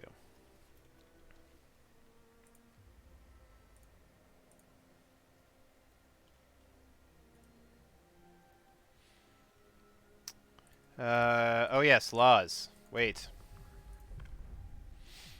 So this is what Dave and Hippie were referencing earlier. You can make a decision on how to use your dead. There's a cemetery where we just lay people to rest. There's no disease from unburied bodies. Each burial does take time, and you have to put down a cemetery, which can basically never be moved. Or corpse disposal, where you keep bodies out of the heat zone and halt their decay in the cold. Bodies are preserved for potential future use. So yeah, think about that one. The cemetery obviously costs wood, but I think we're gonna go with ceremonial burial.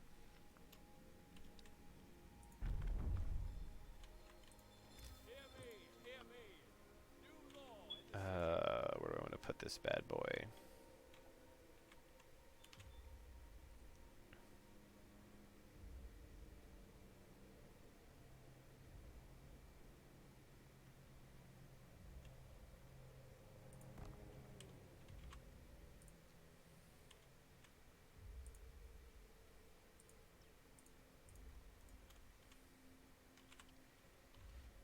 Yes, people will get a rest.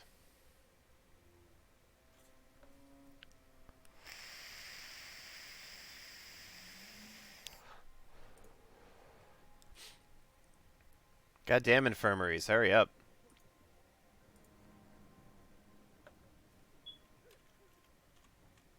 Is our care house full of gravely ill people? Is that what's up? Where did I put our care house? Yes. No, it's only got 3 people. Why isn't that other dude in the thing? Oh, okay, now he's going to a care house. Good.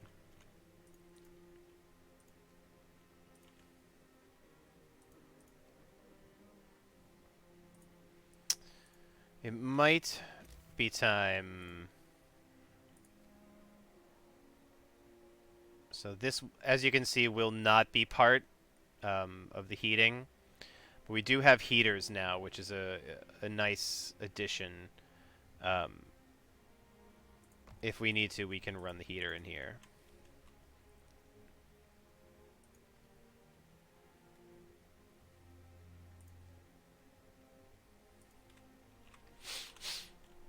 Um, one of the reasons you want to get hot houses is because it's more people efficient and children can work in them without much risk of death or dismemberment.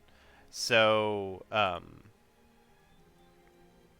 putting those in frees up a lot more workers, which will let us gather more resources and do better overall. So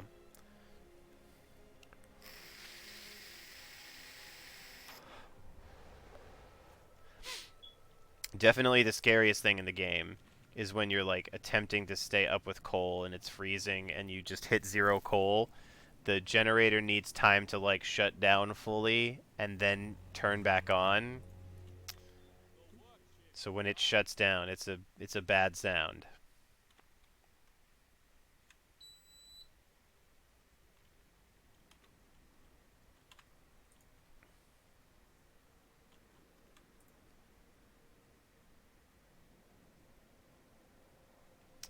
And most of the time, people will position themselves so they're ready to work early. But as you can see, building stuff out here actually takes them time to go walk out to it. So this was, a little. I was hoping they'd get to it earlier in the day, but they'll all go to work in a second. There we go.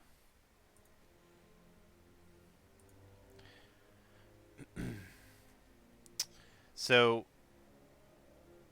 I actually don't remember what happens with the first body, if it takes somebody to like move it to there or something, but at the very least, for future issues, we have that. All right, I need 3 more engineers. Where can I take you from? Coal pile. Right. Ah, yes, we forgot to put a bunch of children on this.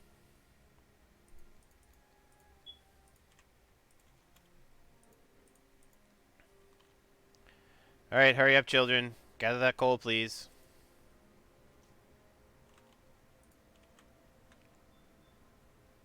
How many days has it been so far? We are on day 8. It's morning of day 8.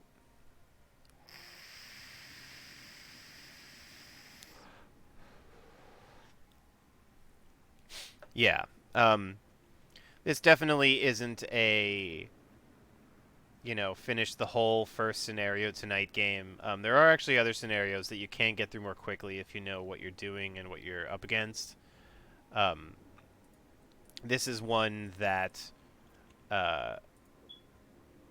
is, it's the main story, so it's among the longer ones.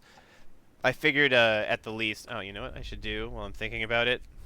I'm gonna do a Rick.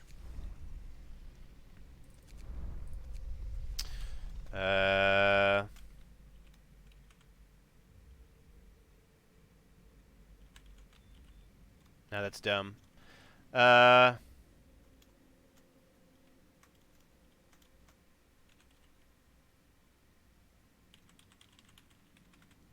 right, that's marginally less dumb.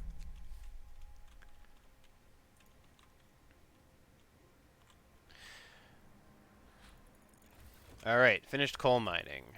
Let's move on to what's that? 25%. Nope. Damn it. Uh.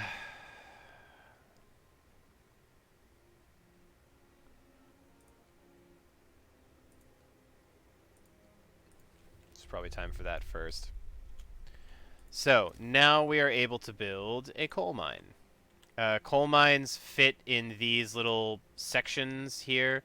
There's one that can go there, and 2 that can go over here. I actually think I'm going to set one over here. Yeah, because these are all hunters' huts, which aren't exactly super important to. That'll do. Get a road.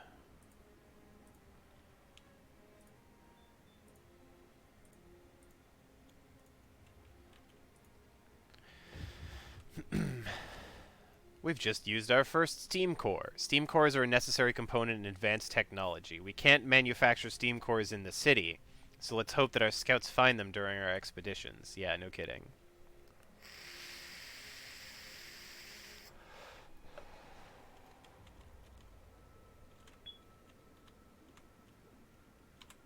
Speed up a little bit. Alright, so that coal pile is dead. We've got these two over here. We still have a bunch of people, right? Yeah. Hey, kids! Are you ready? To gather steel in the freezing cold? Aye, aye, Captain. Survivors! Whoa.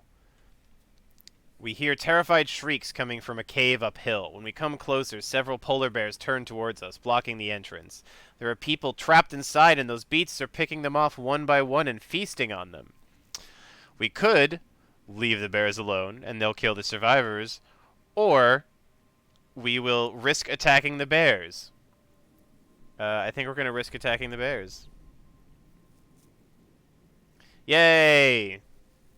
We did it!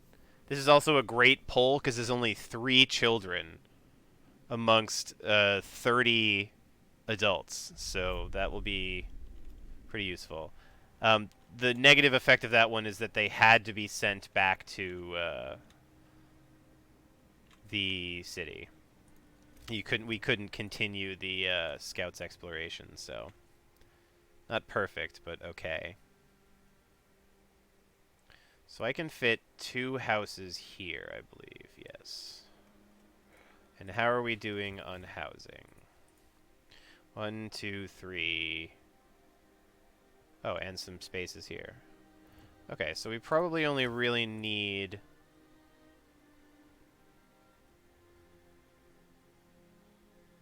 one of these for the moment.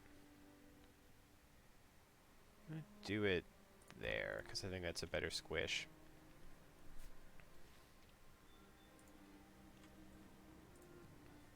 Heaters. 1 coal per hour raises the workplace temperature by 1 per level while there's people inside. So for our medical post here, that's outside of the heat zone, it's probably a good idea to keep that rolling. Also, look, we're starting to get food positive. So let's distribute a little bit of it.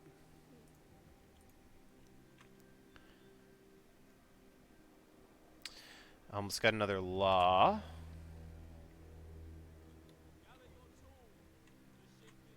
How are we doing on? We got 12 extra engineers still. Aha! We got no extra engineers now. Hey, turnip.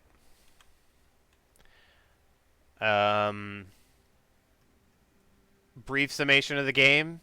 It's alternate 1886. The world has entered an ice age. We're Victorian survivors from London.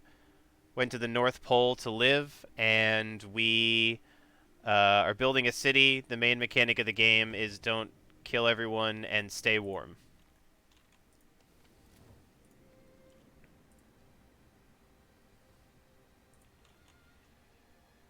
Yeah, that's about it.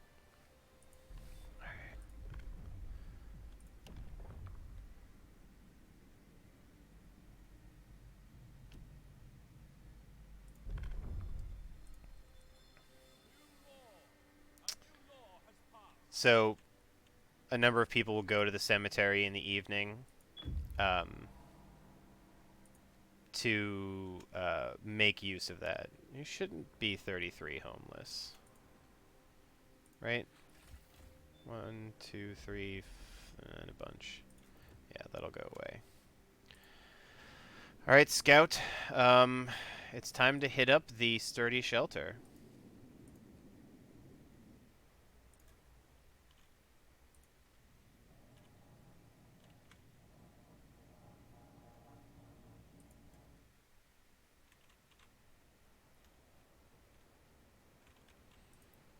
Didn't really get any work done at the coal mine yesterday. Let's see.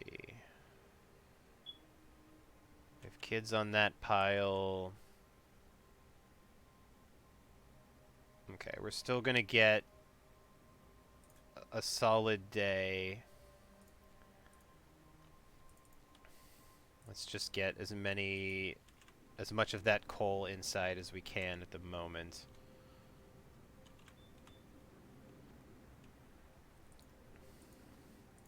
Yeah, people are pretty excited about this. Does this game scratch the same itch for me as RimWorld? Uh, yeah, definitely. Um, it's very management-y, and it's got a lot of ambiance to it.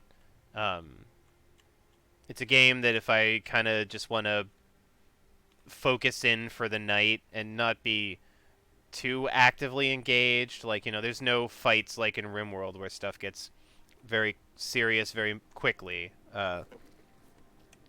It's a lot sort of slower of a management game, so um, I've really been enjoying this one quite a while now. There's a new DLC, which is a little expensive, in my opinion, but if it goes on sale, I might pick it up. I figured this would be kind of a fun change of pace game, just to kind of, I don't know, at least mentally switch me up from RimWorld. We're still going to do a Sunday stream of RimWorld, so. And yeah, there are several DLCs. They've included game updates with the release of each DLC, which I honestly got to say it's one of the better techniques that game developers have nowadays in DLC based like distribution. Like if each DLC adds some functionality to the main game but doesn't give it all, updates the central game and then like sort of there's extraneous stuff that's okay. But yeah, they gave out a free DLC technically, and I think that they had said earlier on that it wasn't going to be a lot of like split up DLCs. They might have one expansion or something, but they've ended it up like, you know, metering it out into little chunks, which I guess I don't aggressively blame them for, but still. But on the overall Geoff recommendation scale, if you like management games or games with good ambiance, like this is a pretty fun one.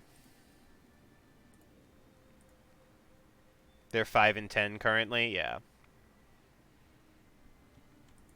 How much is the base game, Hippie? I don't actually remember. So it's 71 steel, and we only have 32 more to gather here, and I think that's the sum total on the map. So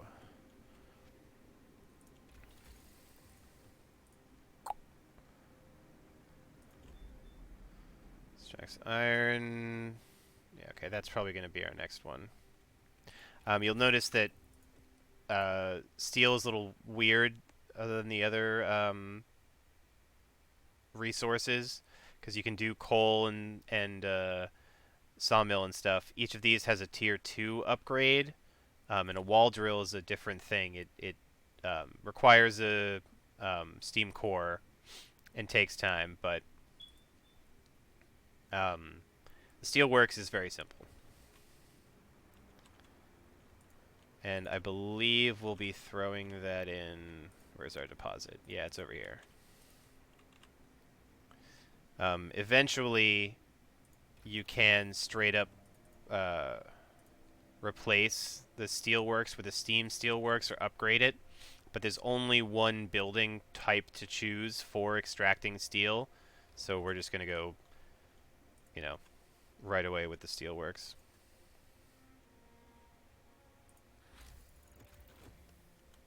Beautiful. More scouts. Let's go to steelworks here, and let us create. We need 5 workers. Where can we take people from? there's hands over here. 1, 2, 3, 4, 5, and replace with children.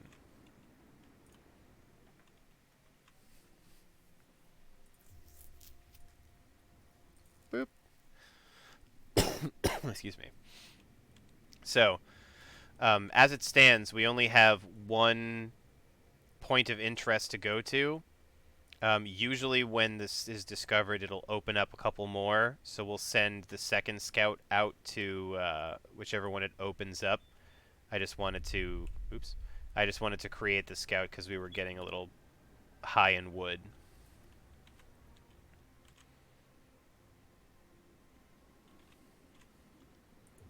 May also be worth throwing down one of these bad boys. 20 steel, that's fine. That'll block.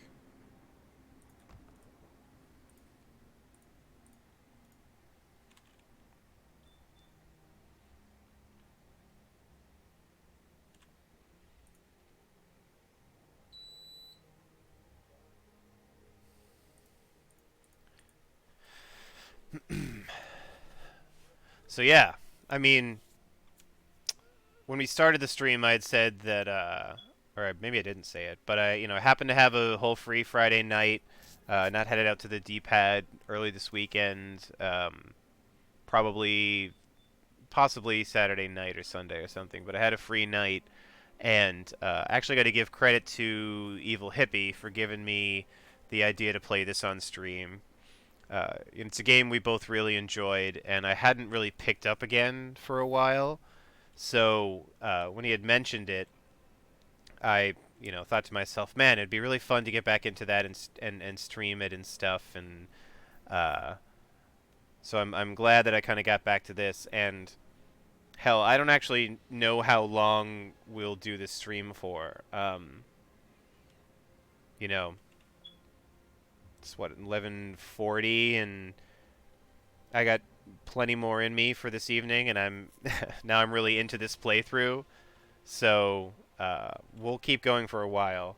I might take a quick 5-minute break in a short bit to use the bathroom and go get a drink and stuff, but we're gonna keep going for the time being. Turnip asks how far I am from D-pad Central. It's supposed to be like a 45-minute drive from here to D-pad Central, but depending upon traffic, it can be up to like an hour and 15. So usually when I go there, yeah, it's like all the way into the Boston area from me, and I'm out in Middle Mass, so it's not a terrible drive. I've done it many a time, but whenever I go to the D-pad, thankfully they make it very easy for me to crash overnight. So I try to get a good day and a half, 2-day thing going on. Trying to go places beyond a half an hour on a regular basis. Yeah. It's one of the reasons why I was kind of excited to do streaming, because it was stuff I could do with D-pad people and interact with all of you guys without having to commit, a day and a half of my life and 2 hours of driving, plus extra upkeep and stuff. So it's not ideal, but it's worth it. I mean, I have a ton of fun going out there and creating content and stuff. Do I know what Zelda game is coming next? Yes.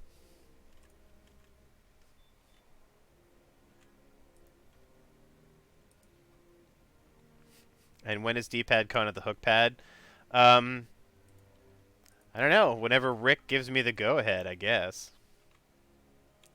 It'll need a number of months of preparation and stuff so we can do it upright. But I assume, hell, maybe next summer, we'll put together a hangout of some kind. Yeah.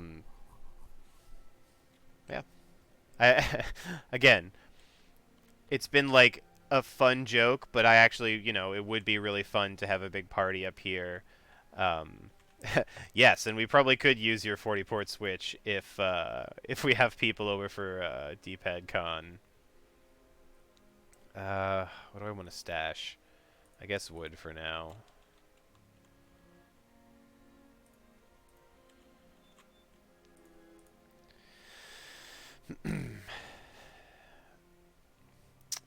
So, oh wait, no, that's the wrong one. I was supposed to be like, oh, it's been waiting for so long. 48 port? Oh, all right. Then we're good. The extra 8 ports. That's what seals it.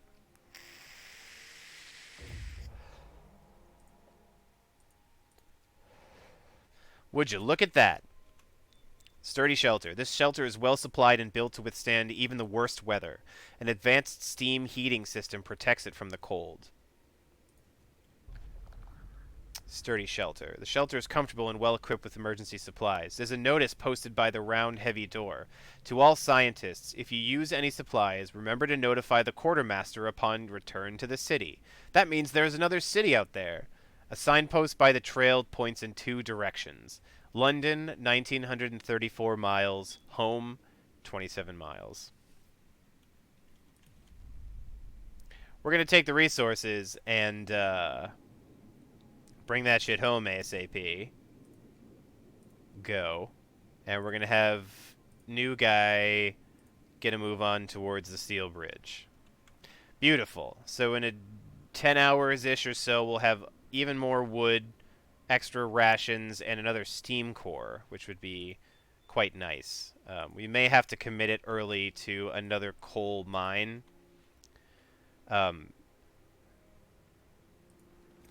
It might be a little too, like, sort of detail-oriented for the game. Maybe I should click on the right thing. But there is, aside from the coal mine, another way to gather resources of coal, which is the coal thumper.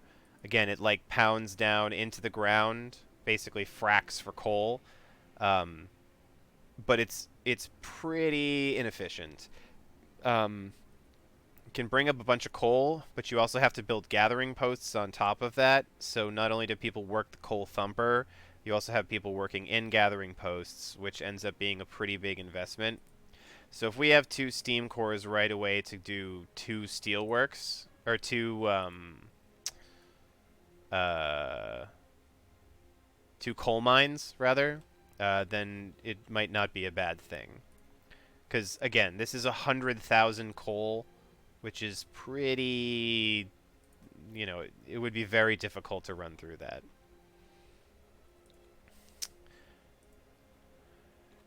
We're going to put them on an extended schedule. Makes a little bit of discontent and stuff, but it's not the worst in the world. The one thing we will have to worry about is that this coal mine is going to get cold. And it can still operate cold, but it will... it's going to start to make people sick. So the thought of building the second coal mine, we can put a steam hub out here and start heating them up. Because, you know, basically, once we get those 2 coal mines down, people are going to be working there until the end of time. They, you know, won't stop.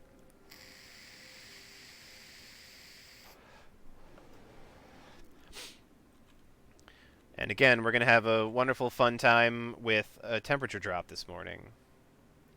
So back to neg 40, which is definitely what everybody in the town wanted to hear.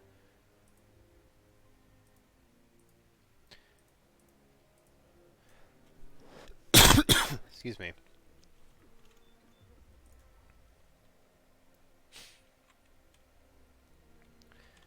Man, there is something about a cello. I don't know if any of you out there are also cello fans, but man, there's something about a cello. We're going to take people off the raw piles for the cold weather, because it is not going to be good. Annoyingly, there's only 6 steel left here, but we'll pick it up at the end, or after the temperature bumps back up.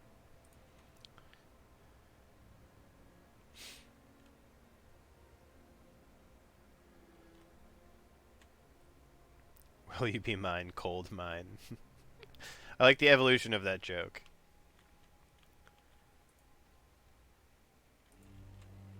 That's using your noodle.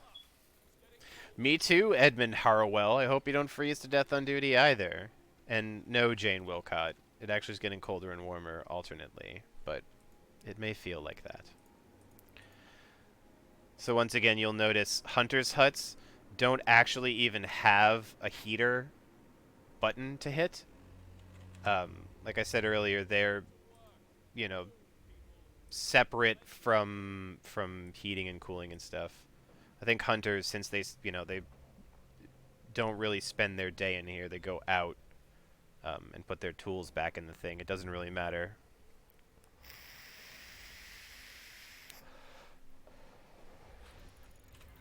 All right, steelworks.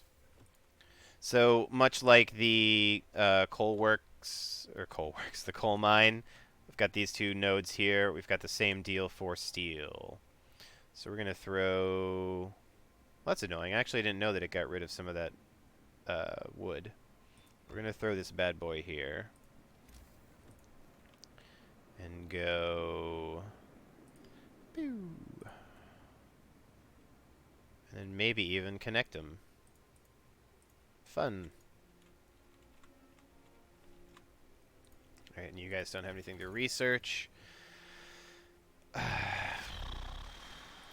This is always useful.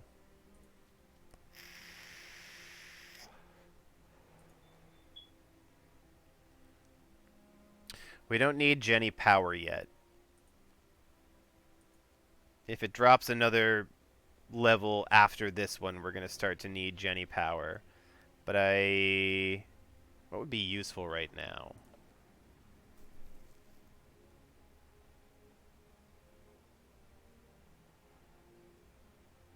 Oh, charcoal kiln turns wood into coal. I haven't, and it does it very quickly. I haven't done like a playthrough with a charcoal kiln. I have no idea, how viable it is to lean towards that instead of coal stuff, but Stardew. That's another game that'd be fun to stream, possibly multiplayer with some people. But on a different feeling night kind of thing.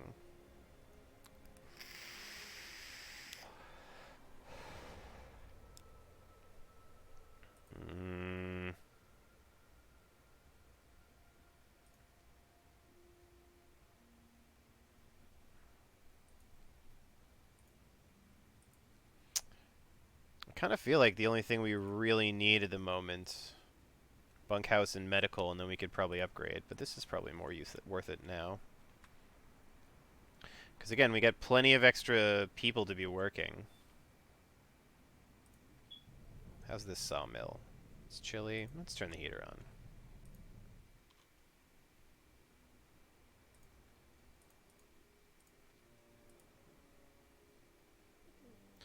Oh yeah.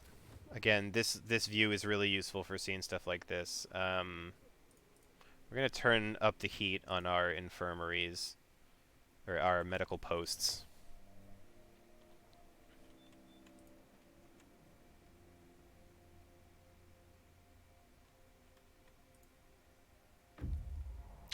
Scouts Unit number 1 have returned safely to the city. Alright. So, they returned all those useful things. We're also going to have our scouts go to the steel bridge.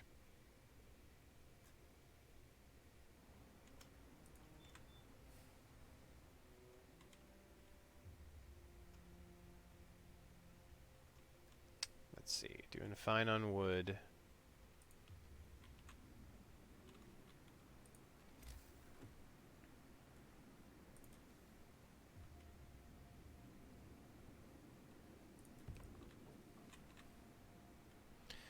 Get that started building now. Oh yeah.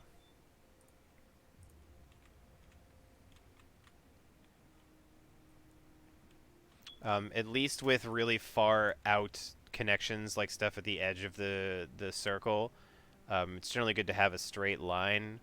People, they don't do very well going like around and through stuff. Sometimes they like take a very strange path for no apparent reason. All right, what law are we gonna sign next?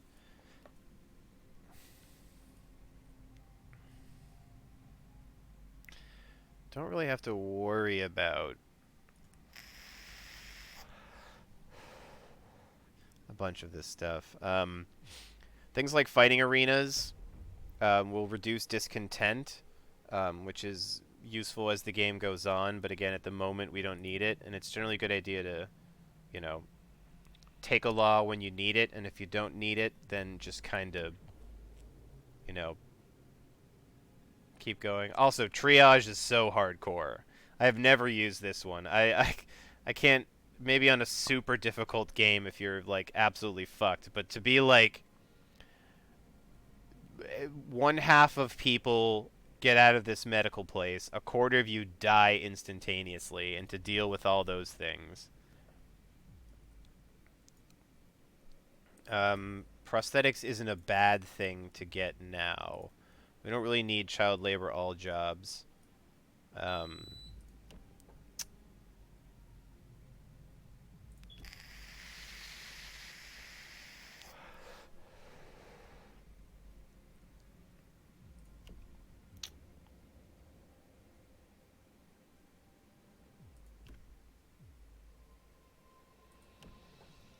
I think I'm gonna get soup.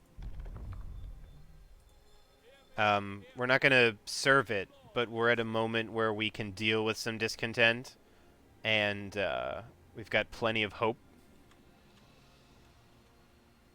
Here we are, reduced to poverty. Such is the price of survival. Clearly an aristocrat. The other dude who said something was like, soup for dinner? Yep, that sounds like my life back in London anyway.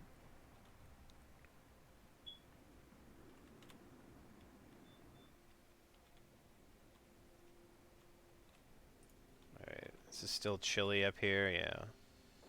And how's our plus minus on coal? So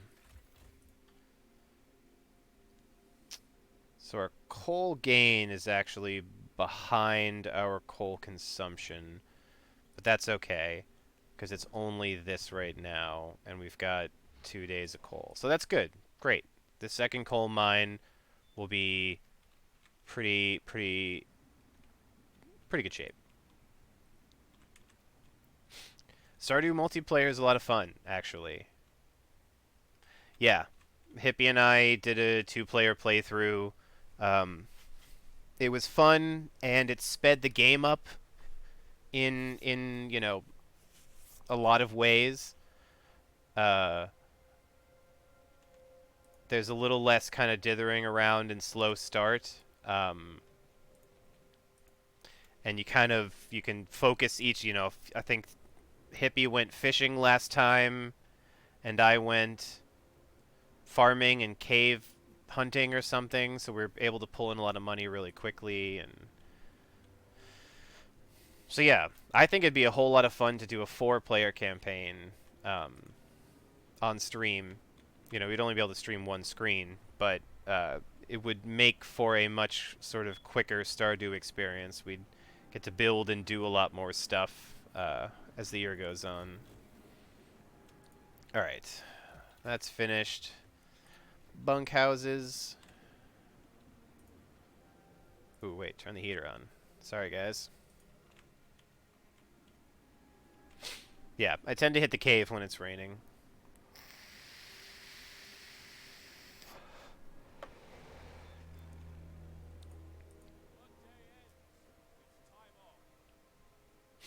So this is a good thing. We hit the cap on food rations.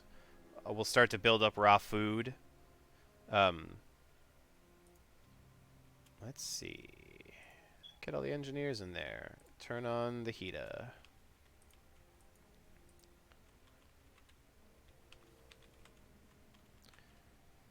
So, I believe our next Steam hub is going to be approximately here. Okay, so that won't work.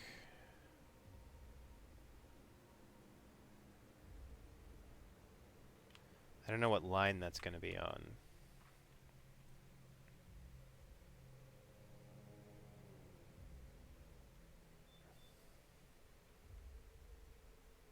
So I think the third tick out here.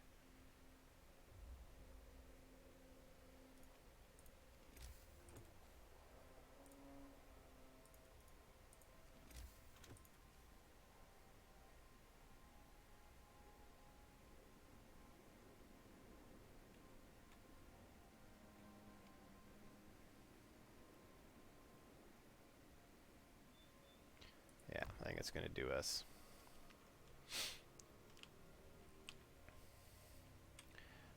Probably what I'm going to do instead, actually, since we have a plethora of extra wood, is that.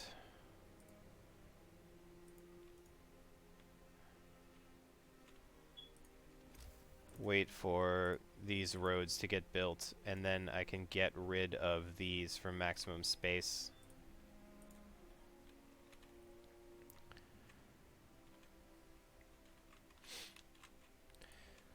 Oops. No, that is what I wanted to click on. How are we doing on houses? I'm tempted to keep Shitty Tent until, like, infinity. It's so funny.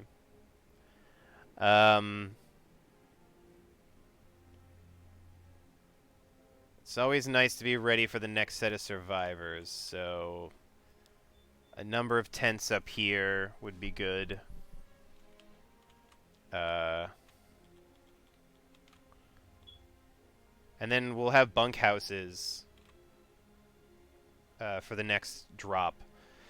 Because again, we're going up a temperature level in about a day or so. So that'll improve our standing overall.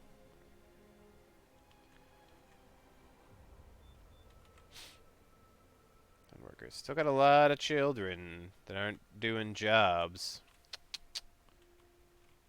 I'm going to send them back out to finish off these piles.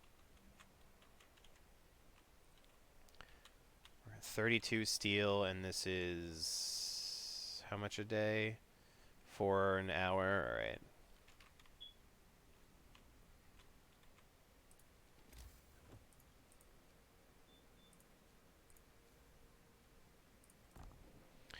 One of the few things that's like a constant in this game is that it is always a good idea to improve your coal storage.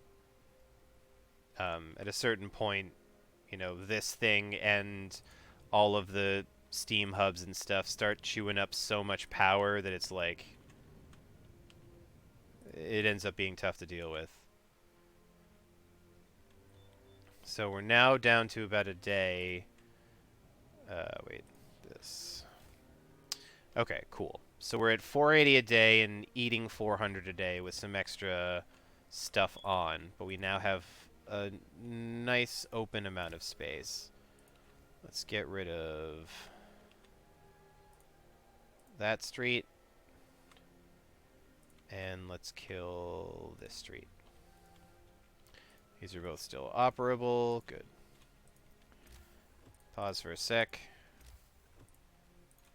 Tents.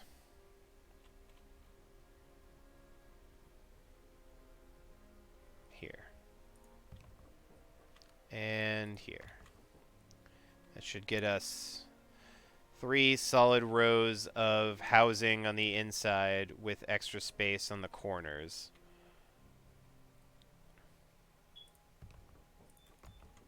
Perfect. This coal pile will be gone.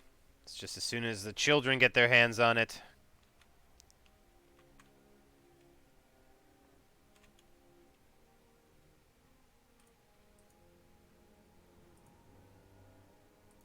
Are the rations still running? Yeah.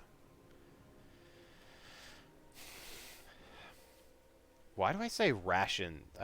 For some reason while playing this game, I've had a very wide A on rations, which is not usually the way I speak.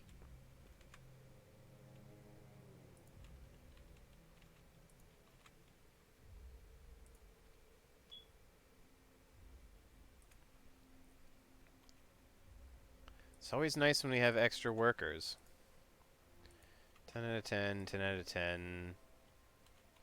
You're also 10 out of 10. I can build another one of you.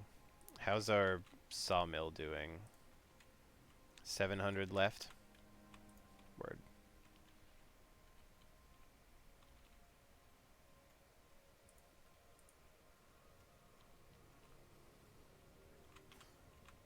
Speed up a little bit.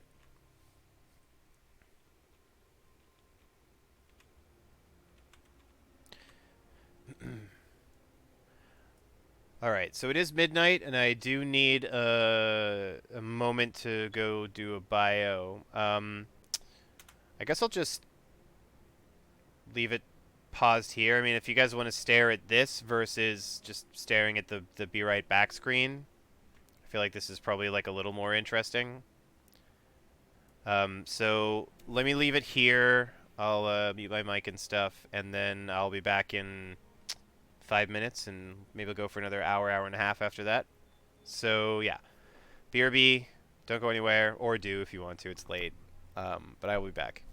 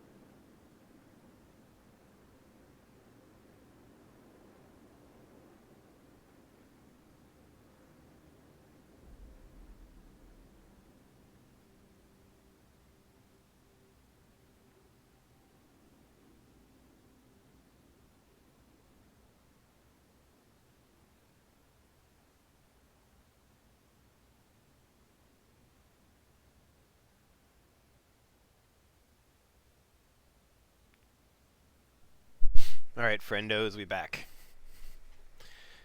It is a trillion times brighter here than it is upstairs.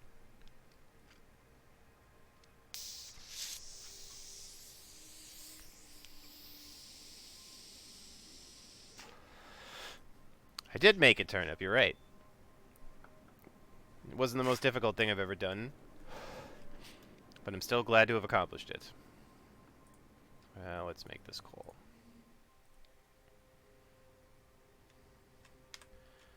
Aw, thanks, turnip.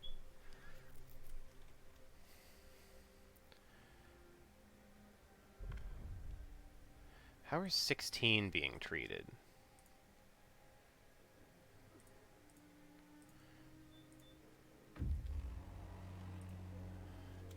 Bridge to Winterhome. Oop. A brass plaque on the bridge tower reads, "Built by the people of Winterhome in AD 1887. The bridge is kept completely snow-free by a working automaton." We've stopped at the edge of a deep, wide ravine, marveling at the steel bridge spanning it. Even more so at the huge automaton sweeping snow from the roadway. It would be possible to send the machine back to our city to disassemble it for resources.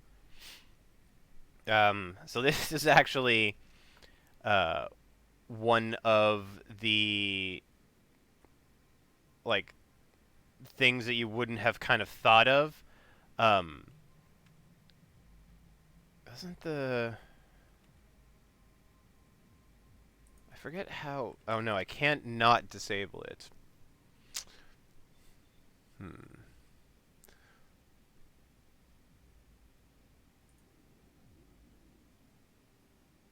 Guess we'll send it to the city. So this bridge, I thought I remembered that it eventually made stuff impassable, but I think it doesn't matter. Go hit up this large convoy with you. Hey, sea dude. How's it going, Holmes? Finding the bridge to Winterhome proved that we're on the right track, but raised questions. Why was the bridge deserted? Why wasn't the automaton under the care of an engineer? There are logical explanations to it all, but people are growing anxious. We'll find out in Winterhome.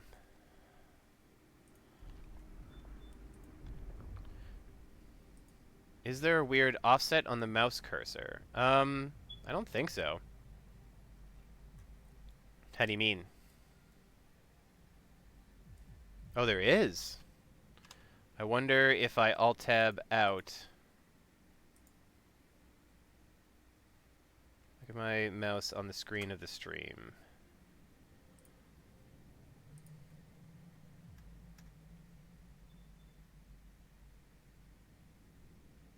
Oh, wow. Yeah, that's super offset, because I'm on ceremonial funerals right now. That's really strange. Huh. I don't know. Let's see. Do we want a law here? Prosthetics is never a bad thing. Listen, everyone. Unpause.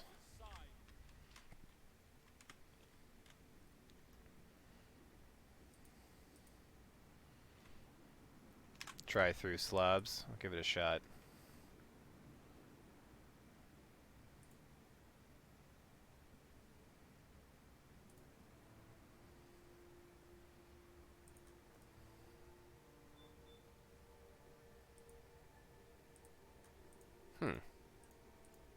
For some reason it says the Frostpunk capture is much smaller than it's supposed to be.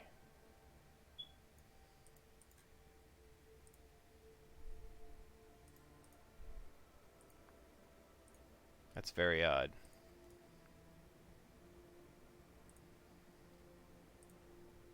Don't capture cursor. Click back in, and I assume that the cursor is no longer visible. Yep. And now We will try capturing cursor again.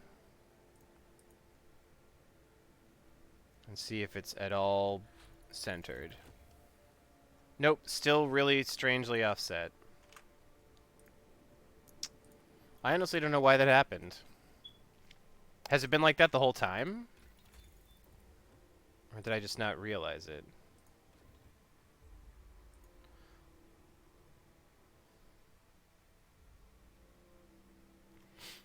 There's the four corners sort of back and forth.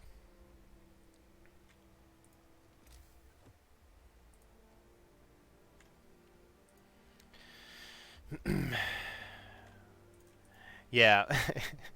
It's kind of funny now that I realize that that's what's going on. Probably could get the second steelworks rolling already. But it did not occur to me at the beginning to look for cursor accuracy. I have a feeling that it's Streamlabs because when I looked at the actual game capture, it's supposed to be like a rectangle like that, but the box that represented the edges was only this big, whereas the capture was still this size. So I don't know. Didn't exactly put together this particular stream really, really carefully.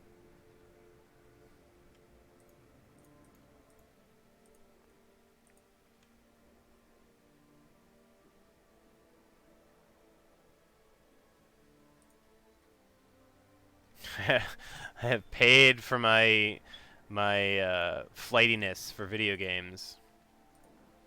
Look how livable these are. Heck yeah. And our coal output is still positive, which is nice.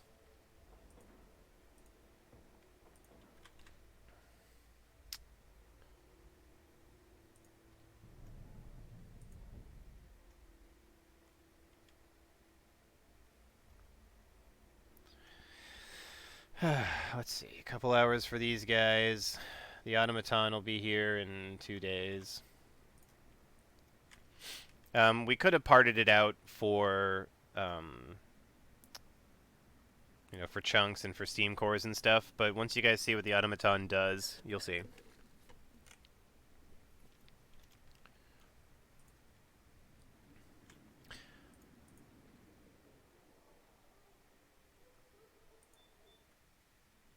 Don't love the sounds that the care house makes. It should be full 1920 1080. Try full screen exclusive. Maybe that'll set things back. And the monitor is 1920 1080.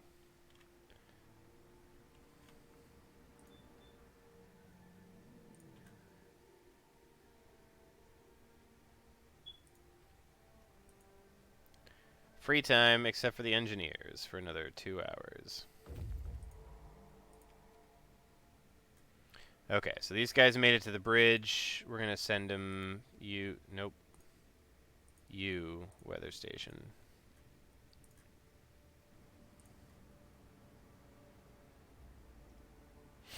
It's scaling the offset as I go across the screen. Yes, then it's definitely a Streamlabs thing. I didn't actually pause. Let me do that first.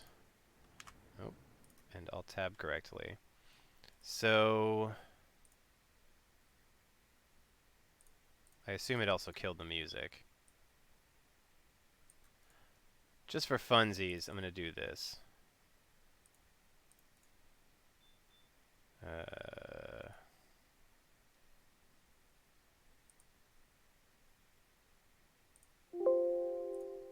Alright.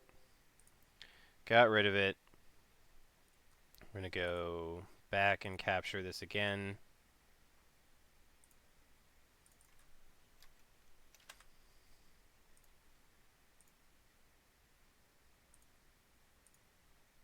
Frostpunk. Why are you missizing this?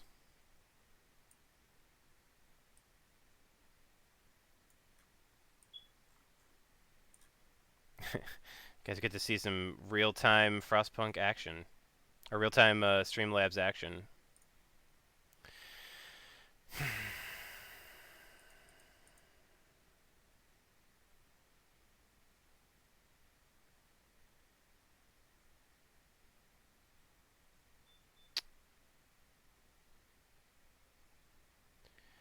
Yeah, I mean, it doesn't seem like there's anything that's particularly new or different from the point of view of Streamlabs to fuck with. Um,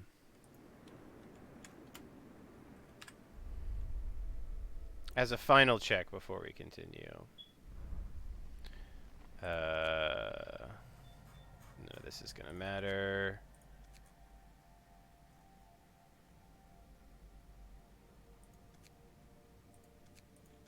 Yeah, I don't know. I just think that there's something strange about the resolution that it is reporting, because this is 1920 1080, but it's scaling it down weirdly.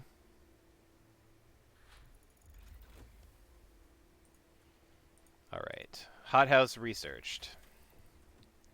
So at this point, not many of these things are super useful in the second tier.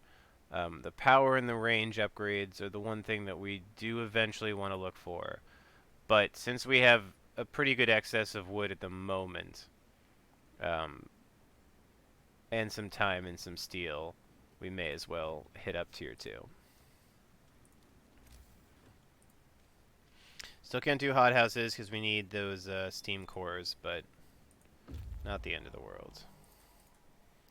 Alright, scouts have reached the large convoy. There's a convoy carrying workers that got lost in a blizzard. They're weak and have no provisions. We should listen to their story and escort them to our city. Let's explore. The workers who were riding in this convoy told us they were heading for the city of Winterhome. We were supposed to follow the signal from the beacon, but we couldn't pick it up. We tried to follow a search pattern to find it, but we ran out of fuel. No children and a bunch of workers. We got 40 something.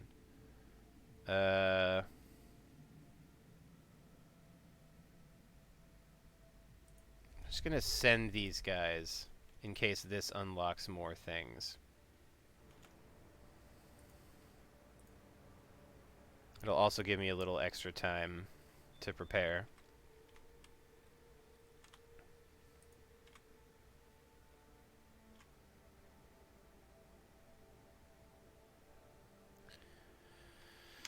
We can speed it up slightly. So it's still totally weird, right? Like I'm hovering over the very center, the top of the generator, and it's still like left and up or something.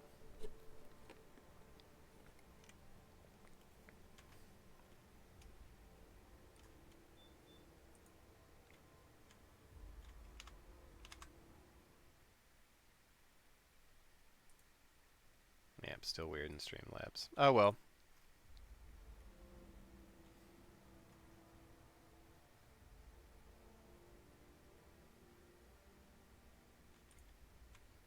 And can we hurry it up with these infirmaries? I guess the rise in temperature is probably going to help us out a lot. Oh, except a bunch of people have gotten sick. So, since it's just wood and we can burn it down later,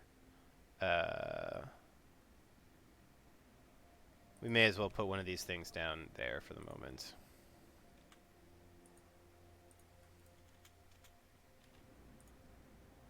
If we're going to have an excess of people getting sick, then it would be good to deal with it.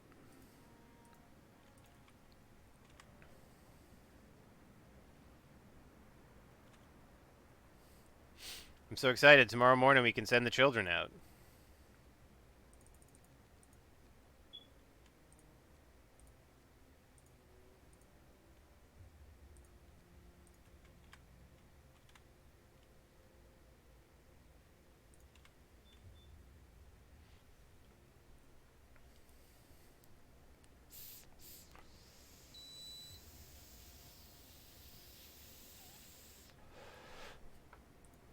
Oh, what is too cold? Oh, right.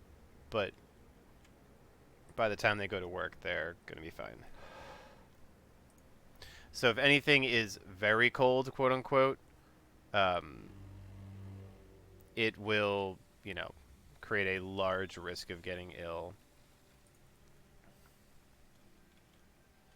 At this moment, if I put children in infirmaries rather than adults, it's not the worst thing.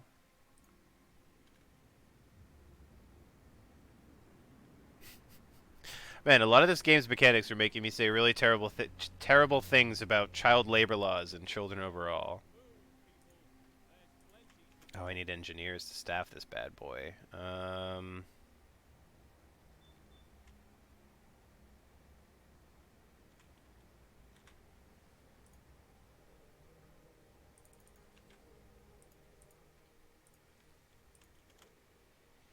Let's do that for the moment.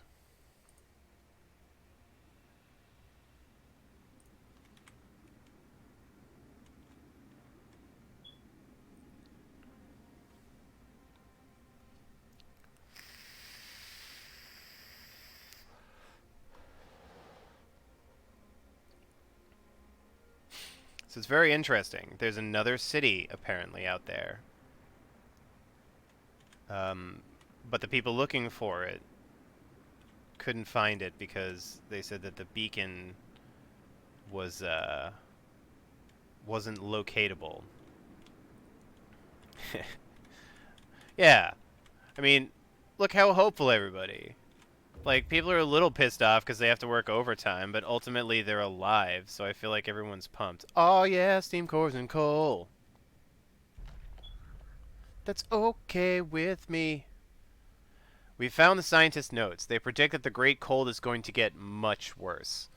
Fuck. What's more troubling is that the observations ended abruptly months ago. There's also not a can of Spam, not even a crumb of bread left in the pantry. It's obvious they've moved out for good. We can see the city of Winterholm from the roof of the weather station. Let's take those resources. You, who has a steam core, head on back. And chillin' out guy. So a day in 6 versus a day in 1. I know it seems silly, but we're going to go check out the coal mine before we go look at Winterholm. A recent report from the weather station has got people talking. They're frightened that such an important facility was apparently abandoned. Some are starting to wonder whether the evacuation from London was a good idea. A few are lamenting openly. I knew we shouldn't have come.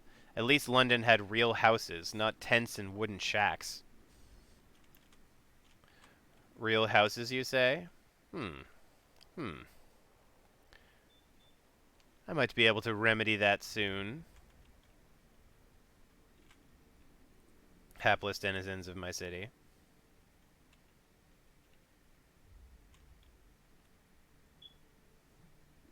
$25 and $18. Alright, cool. That steel is now depleted. Put 2 more children on that for now.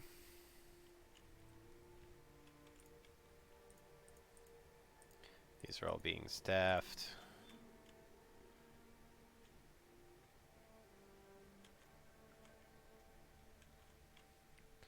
How's our sawmill doing? 606? Alright.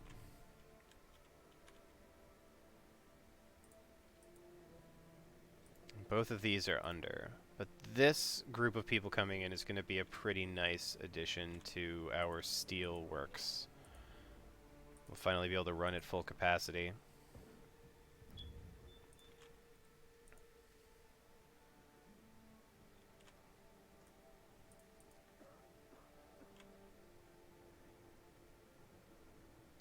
I'm going to start pulling a few engineers from here.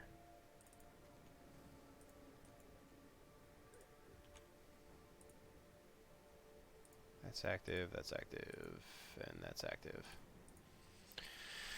Alright, we should be able to get ahead of some of these illnesses since we have a couple of days of warmer temperatures, but then we're dropping again, so being prepared with bunkhouses I think is going to be a good idea.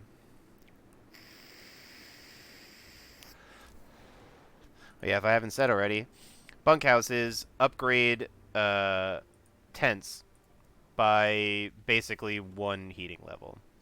Um, no real effect, same size. They just go up one heating level, which is nice.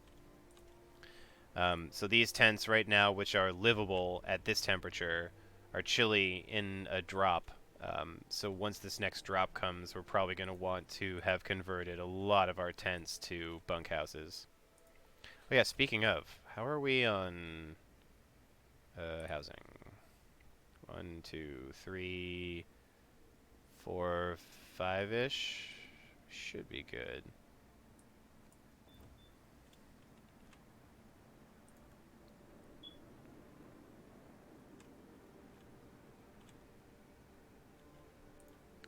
Anything else we need to build at the moment?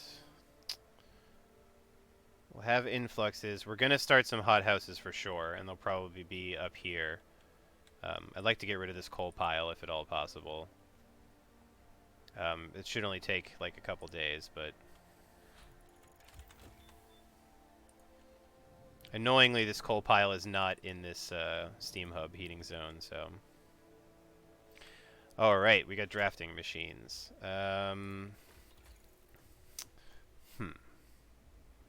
So this is a pretty big deal, the steam hub upgrade range upgrade. It makes them consume twice as much coal, which sucks. But ultimately it gives us a lot more capability of putting stuff in places. Word nobody. Well, thank you for hanging out. I'll probably go for another hour or so. But I'm glad that you came by and hung out. Improved heaters, same deal, except it adds one to the heater level, but it takes another coal per hour. Lighter scout sleds. These move 50% faster. However, outpost depot. This is a pretty important thing, and we're going to start with this one first, I believe.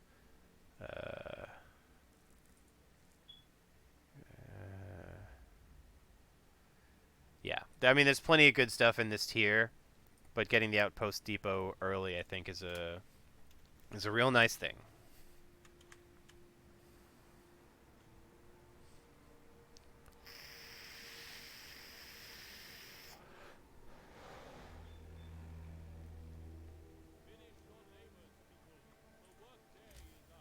All right.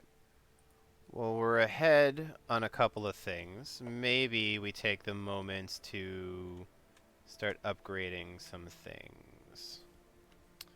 May as well start over here.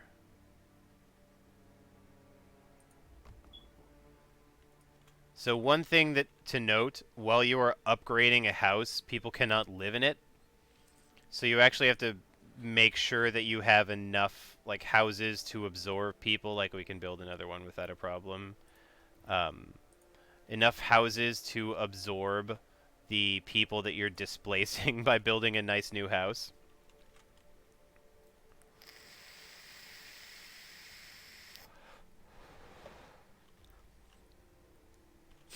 Yeah, I mean, I kind of get it, and I also kind of like the mechanic, because I like that sort of a punishing thing, because this one actually, it makes a little bit of sense. I mean, not completely, because these are basically just, like, shitty tents. But, you know, if they're going to be upgrading into a proper building, you kind of have to get out for a while. But, like, even if somebody was building around me and putting up walls, I would just stay in the middle and get out of the way, or help or something. But yeah, it's an interesting mechanic. The first time I played, I upgraded like a shit ton of houses all at the same time, and then made like 60, 70 people homeless, and and they all got sick, and they all started to die, and they were yelling at me because like there were no homes available, and I was like, motherfuckers, I'm upgrading them. But yeah, it has the potential to not go great.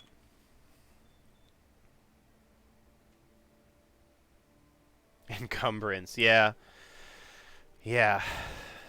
Yeah. Inventory management. That old chestnut.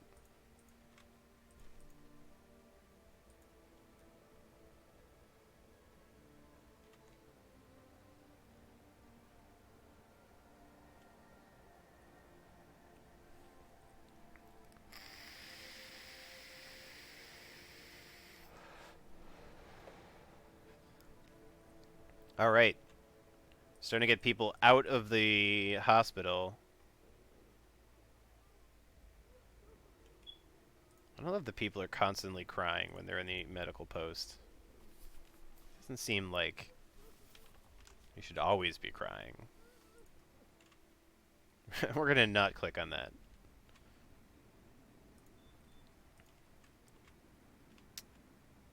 So 566. I probably have a little time before we have to move another sawmill, but they're really cheap to build, so.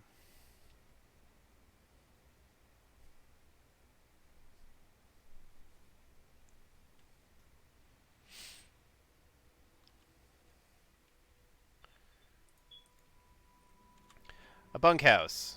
It's comfortable. It's in fact one level above. Right? No, yeah, no, it's just a comfortable right now. Because these tents are at livable. So, when the next temperature drop happens, this will become livable and this will become chilly. So, having, all of our citizens sitting in tents when we get another temperature drop is not going to be good.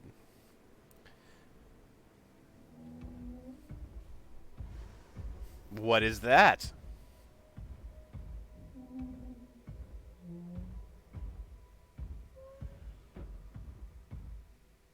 You'll notice they don't show it getting to the ground. I like, this is pretty much a sheer cliff face. So, and there's like, this stuff is all effed up over here. So they never show it actually getting to the ground. But, automatons. Using automatons. Our first automaton is operational. This will help our economy greatly. Automatons can replace entire manual labor crews. They work around the clock with short breaks to refuel at the generator. We can research upgrades to raise their efficiency and capability. So that bad boy can basically replace a crew. So we... that giant Victorian steampunk robot monstrosity. We're going to throw an automaton in this bad boy.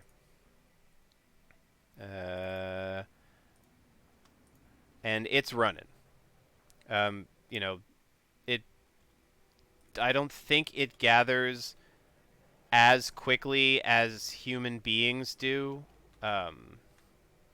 Actually, no, wait. These coal mines will be much warmer. That's fine.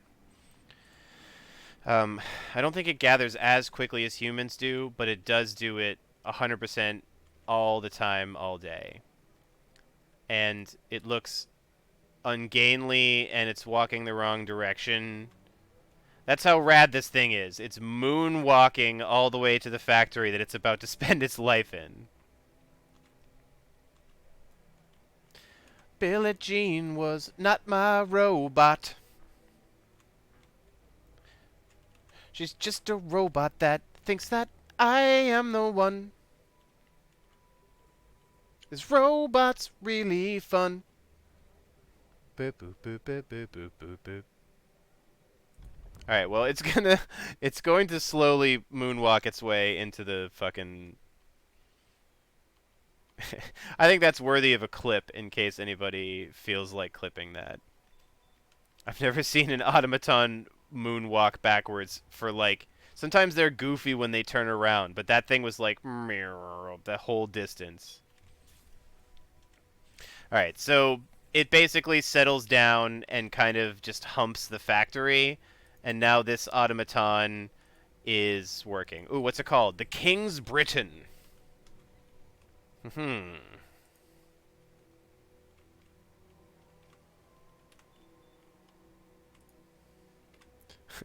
It's a crab bot. All right, maybe I guess you could say it was scuttling sideways. How many more laws do we need? I guess we could start with the fighting arena and whatnot.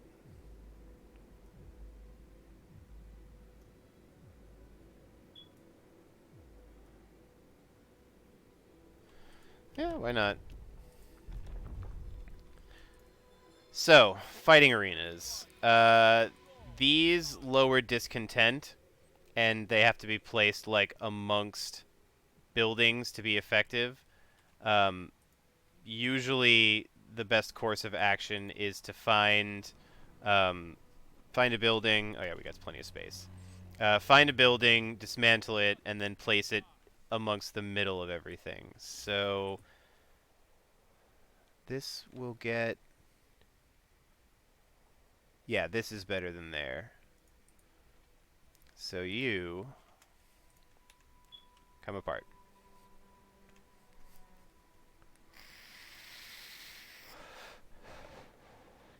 Oh, Fire Emblem joke. Okay. I was reading it being like, I mean, I get where you're coming from, but. Oh, yeah, we got more engineers now. Yes, no, these fighting arenas, they're literally like, let's go in and beat the shit out of each other to blow off some steam. Scouts number 1. All right. Get on into Winterhome.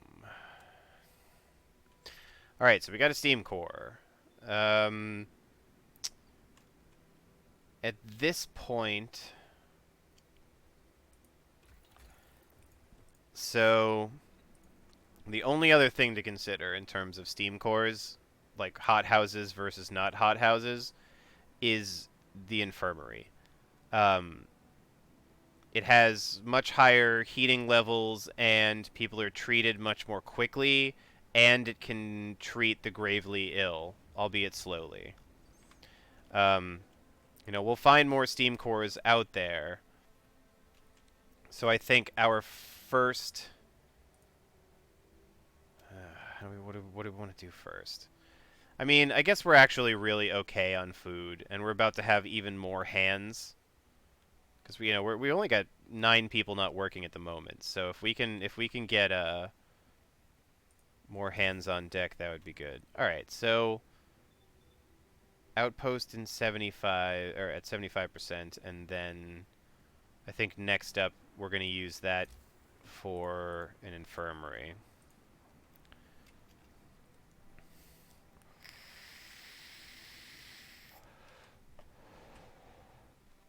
Do we get rid of it? All right, cool. Put that bad boy down. Eventually we'll be able to move this sawmill as well and reclaim this corner so we can put even more houses. This side's going to be a little more industrial, I think. Eventually this will push out a bit. Do you cover everything back there? Yes, but that's not great. If I go here... you know what? May as well build it now, right? Get out of that tent.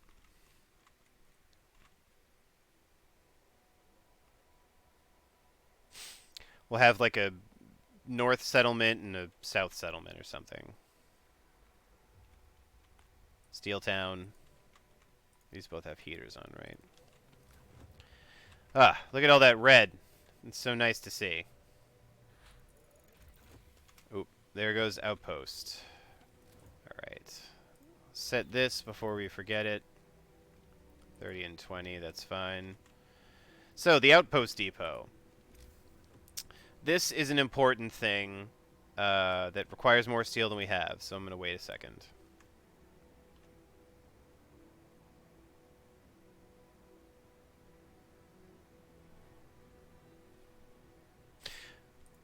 This is an important thing that allows us to interact with the outside world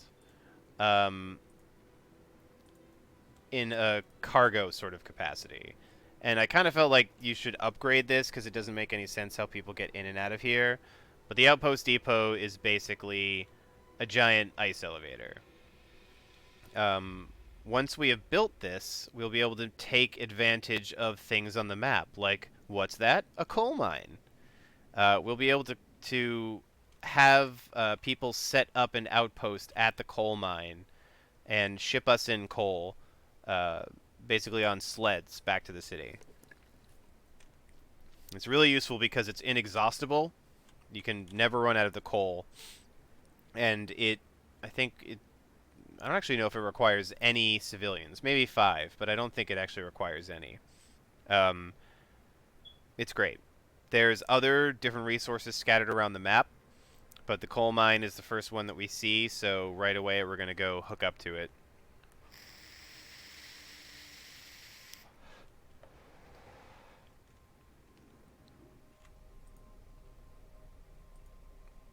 Can we dismantle a little faster, guys? Come on. Yay, the children got through the coal pile. I'm so proud of you guys. This is so funny. Is our automaton just permanently dancing? Or is this weird offset happening? Because now he's like shuffle stepping. Slide to the right. Slide to the right. Keep sliding to the right. Slide to the right. Explore. The coal mine was in operation until very recently. The machinery isn't running now, but there doesn't seem to be anything wrong with it. Perhaps the mine simply extracted its quota or filled the loading bay. We could retrieve plenty of raw minerals if we took the machinery apart. So we'll be able to restart the mine later and you get some coal, or, of course, 2 steam cores, a bunch of useful shit, and stuff like that. But we're only going to take the stored coal for the moment. We can't set up an outpost yet because we need an outpost team. Excuse me. So, what, these guys only have like a bunch of coal in their pockets, right? Yeah. So we'll send them out to Winterhome as well. They may actually get there faster than these guys, yeah.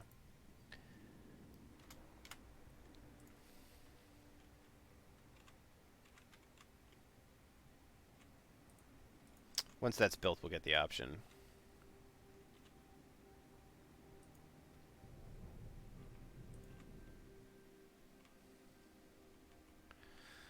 Let's see. We're going to want to push up steel production a little bit.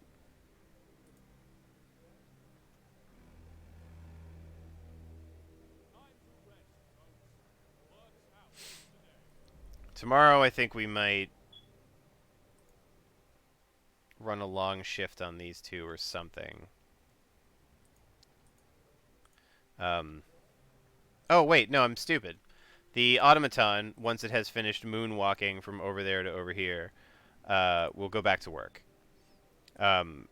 This is one of the, like, little optimization things about the game, where automatons do walk, just like people, to buildings and stuff.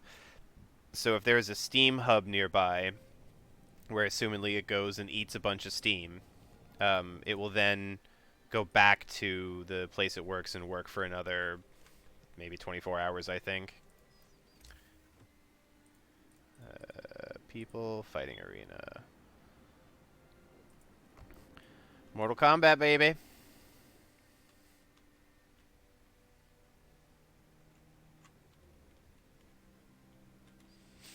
How are we doing on housing? As long as nobody lives in shitty tent, then we're all set.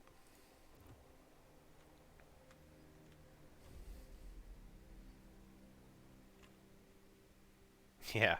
I mean, the next extension of Fighting Arena is Dueling Law, where you can, like, reduce discontent, but sometimes people die, which I don't love. The other option is Public House. Well, you can do both, but Public House, which is basically a bar. So we're going to absolutely build that.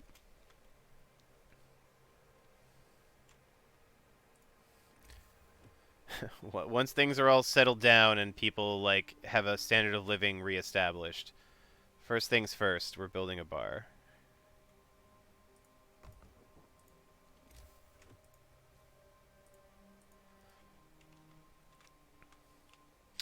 I think public house is like is an old English term for, pretty much a tavern slash bar slash town watering hole kind of thing. But it's a way cooler term than a bar.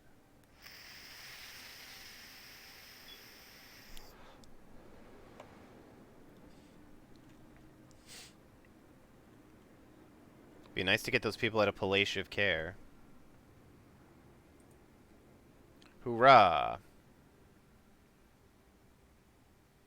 Finally, oh wait.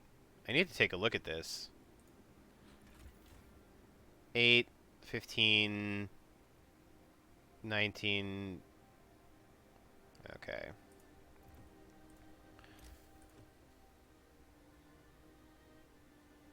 So we are going to need a few more of these bad boys.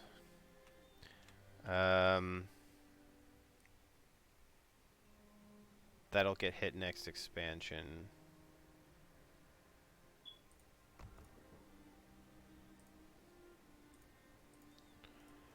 I think with the 2 I'm building, it should cover them, because they're 34...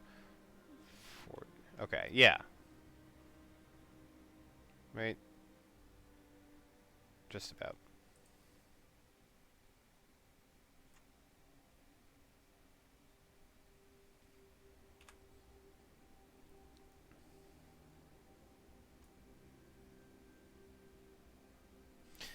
Yeah, could you imagine this game with no active pause and much harder numbers? It sucks.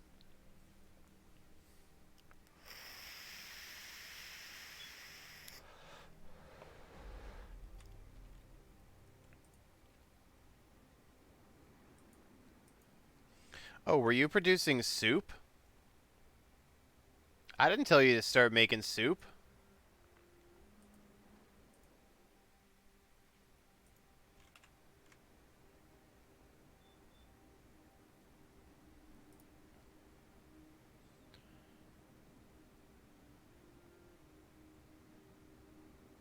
Yeah, no kidding. Alright, so we're over the point where we're going to need a second cookhouse, which is totally fine because we can put children to work in it. And it's not very expensive. This one is, what, livable right now? So I really do want to put this inside.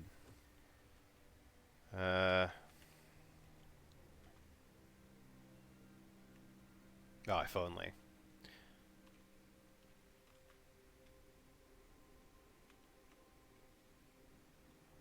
I'm actually going to hold off on that for a second. I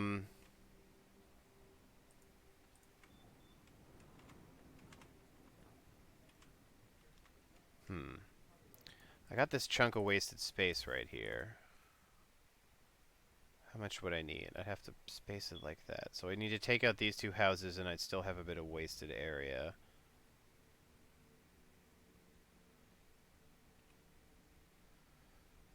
That takes up a bunch of space. Alright,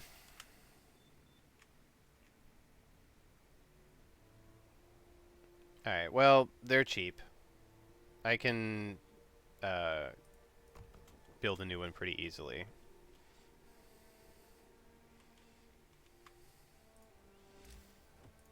And I believe I can still fit a tent happily in here, yeah. I guess while we still got free time, let's do up another bunkhouse.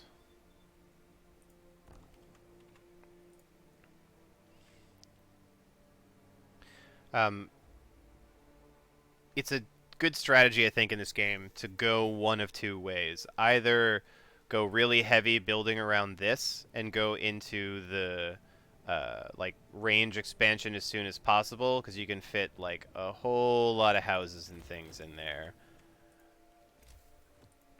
Ah, our infirmary. So this is base heating 2. This would be nice, but we still need expansion for from our thing. So I think...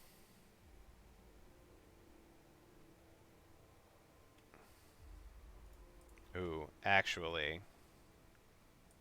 Can I... Alright, good, it just goes away. Can we fit the cookhouse on the outside? Will it squish? Health, infirmary. And then food, cookhouse. Alright, so that doesn't get the heat bonus when it's there.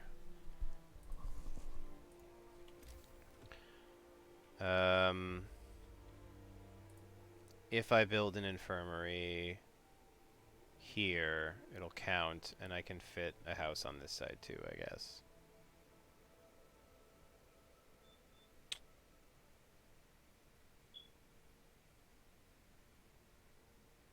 Alright, I'm going to do that.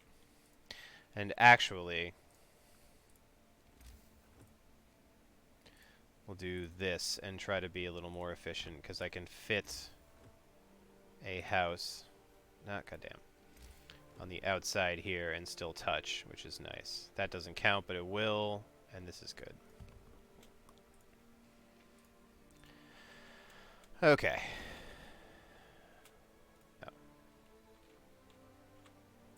Oh, and you guys need new research.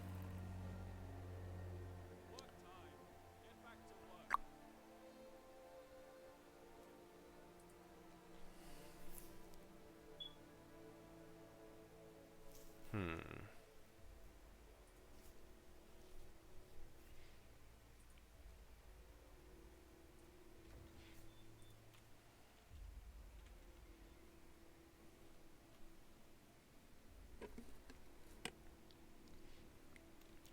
There goes our dancing automaton.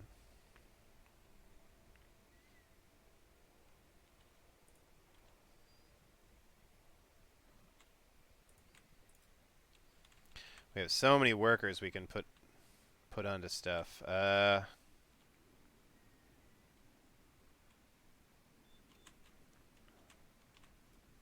Okay, so first things first. 5 children in the cookhouse, as is tradition. Making standard meals. 10 engineers in there right away. So infirmaries are pretty much just generally superior to these little medical posts. So eventually, like putting down and replacing is a good thing. Oh boy, winter home. We climbed up to the edge of the city. We stood there speechless, staring at the scene of devastation. It's a city of the dead. Most of the buildings are destroyed and the generator has exploded. The streets of the ruined city are littered with scores of dead bodies. The City Chronicle describes the shortage of food and the citizens' increasing despair, the following squabbles, riots, and descent into anarchy, fights for dwindling resources and the eventual starvation. The last entry, God forgive us, we're eating our dead. There is no hope. We're on our own.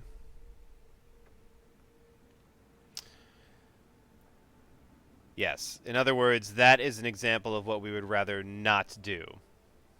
The news has shocked everyone in the city. There were supposed to be many settlements and construction crews here, people living normal lives in homes heated by generators, but we're alone.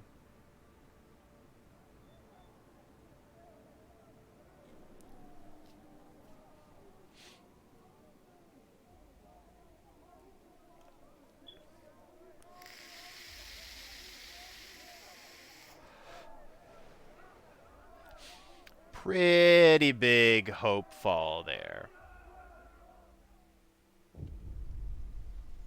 They're all dead? How will we survive here without any help? We have to go back to London. There's no hope for us here in the frozen desert. People start to gather as the news of the fate of Winterhome spreads through the city. Some of them want to drop everything and flee to London. Panic is starting to set in. Gotta give them purpose. People are shaken, racked by fear and doubt. They've lost hope in our chances of survival. Desperation could quickly push them to commit reckless acts. You'll have to unite them behind a vision of the future. Decide now what will give them purpose and restore hope, else our city will descend into the chaos that consumed Winterhome. So, we have two options of basically what path we're going to go on. I am going to choose Order and Discipline for this time. If we ever do another one, I could do a Faith and Spiritual run. But I happen to like the way Order and Discipline works, so we'll run with that. This is a new Book of Laws tree. You're allowed to choose a law from Purpose or from Adaptation. We're mostly good on adaptation for now. Neighborhood watch. We need to mobilize and stand together to help people in need and protect them from troublemakers. So, watchtowers, things we're going to have to put down in the city. Much like these fighting arenas, they need to touch as many buildings as possible for the maximum effect. I think we're going to get rid of that building, maybe? This one gets all these houses minus that one in the corner. This one is kind of wasted. Oh, but there's an infirmary in between. So yeah, I think we're going to go here. Dismantle that. Same deal on this side with building watchtowers and stuff. You want to have it like touching as many homes as possible. This one we'll have to play with in the future. But for the moment.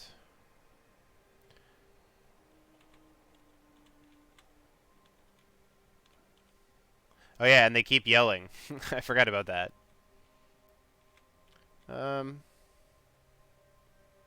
This is what? 4, 6? That's 5, and this might get touched by the heat. So yeah, we'll go here for now.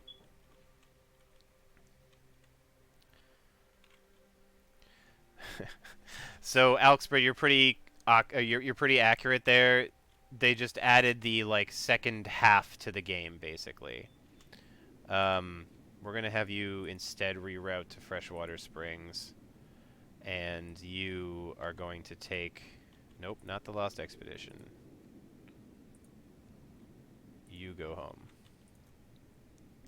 Bring them steam cores back, son.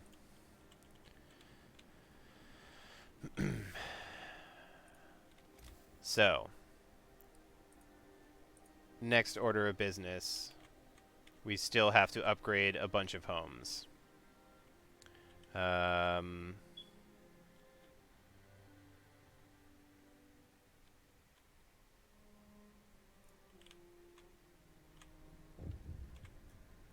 could probably back this one up, actually. The unconvinced want to leave. Sir, you've convinced the majority, but hope is low. A group of people in our group are still so scared they want to flee the city for London in 15 days. They've come to try to change your mind. You say order will save us? Nonsense.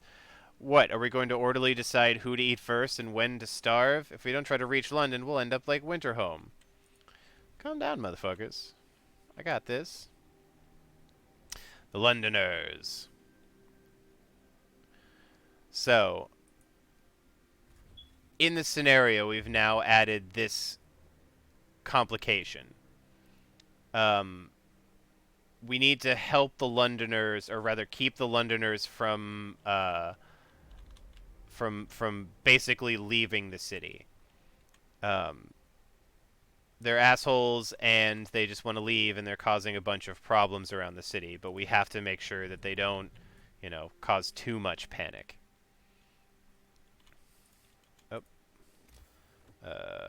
Order watchtower right here. You should be staffed with workers, and the heater can go on.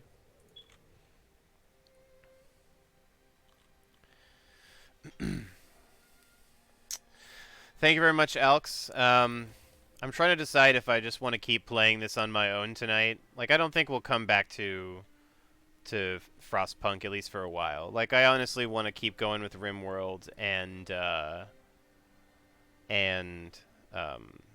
then go to Azure Dreams for like a very big change of pace from city building, heavy atmospheric sort of game. So yeah, we'll probably only go for another 5 or 10 minutes. But thank you for hanging out for the duration as you have so far. It is much appreciated.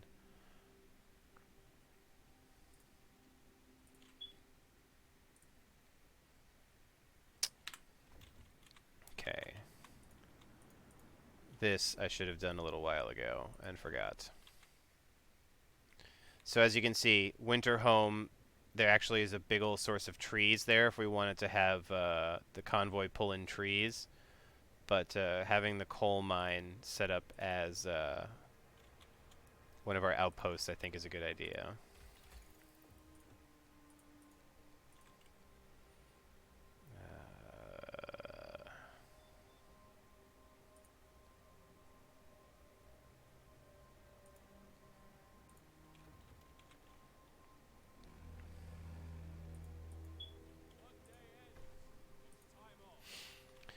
So, now that we've added watchtowers as we had promised, the hope has risen a little bit.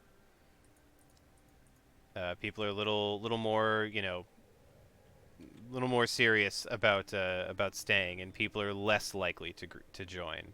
Every couple of days, they either add or subtract people who are going to decide to go with the Londoners. So we're working kind of against the clock to not only stop the influx of people joining the Londoners, but also uh, like reduce them and stop anybody from going. 4 sick absences, Jesus.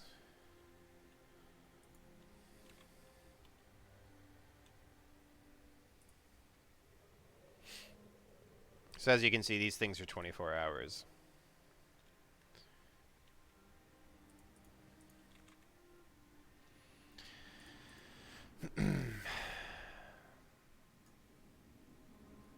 So yeah, I don't know. I guess this is actually probably a good place to stop.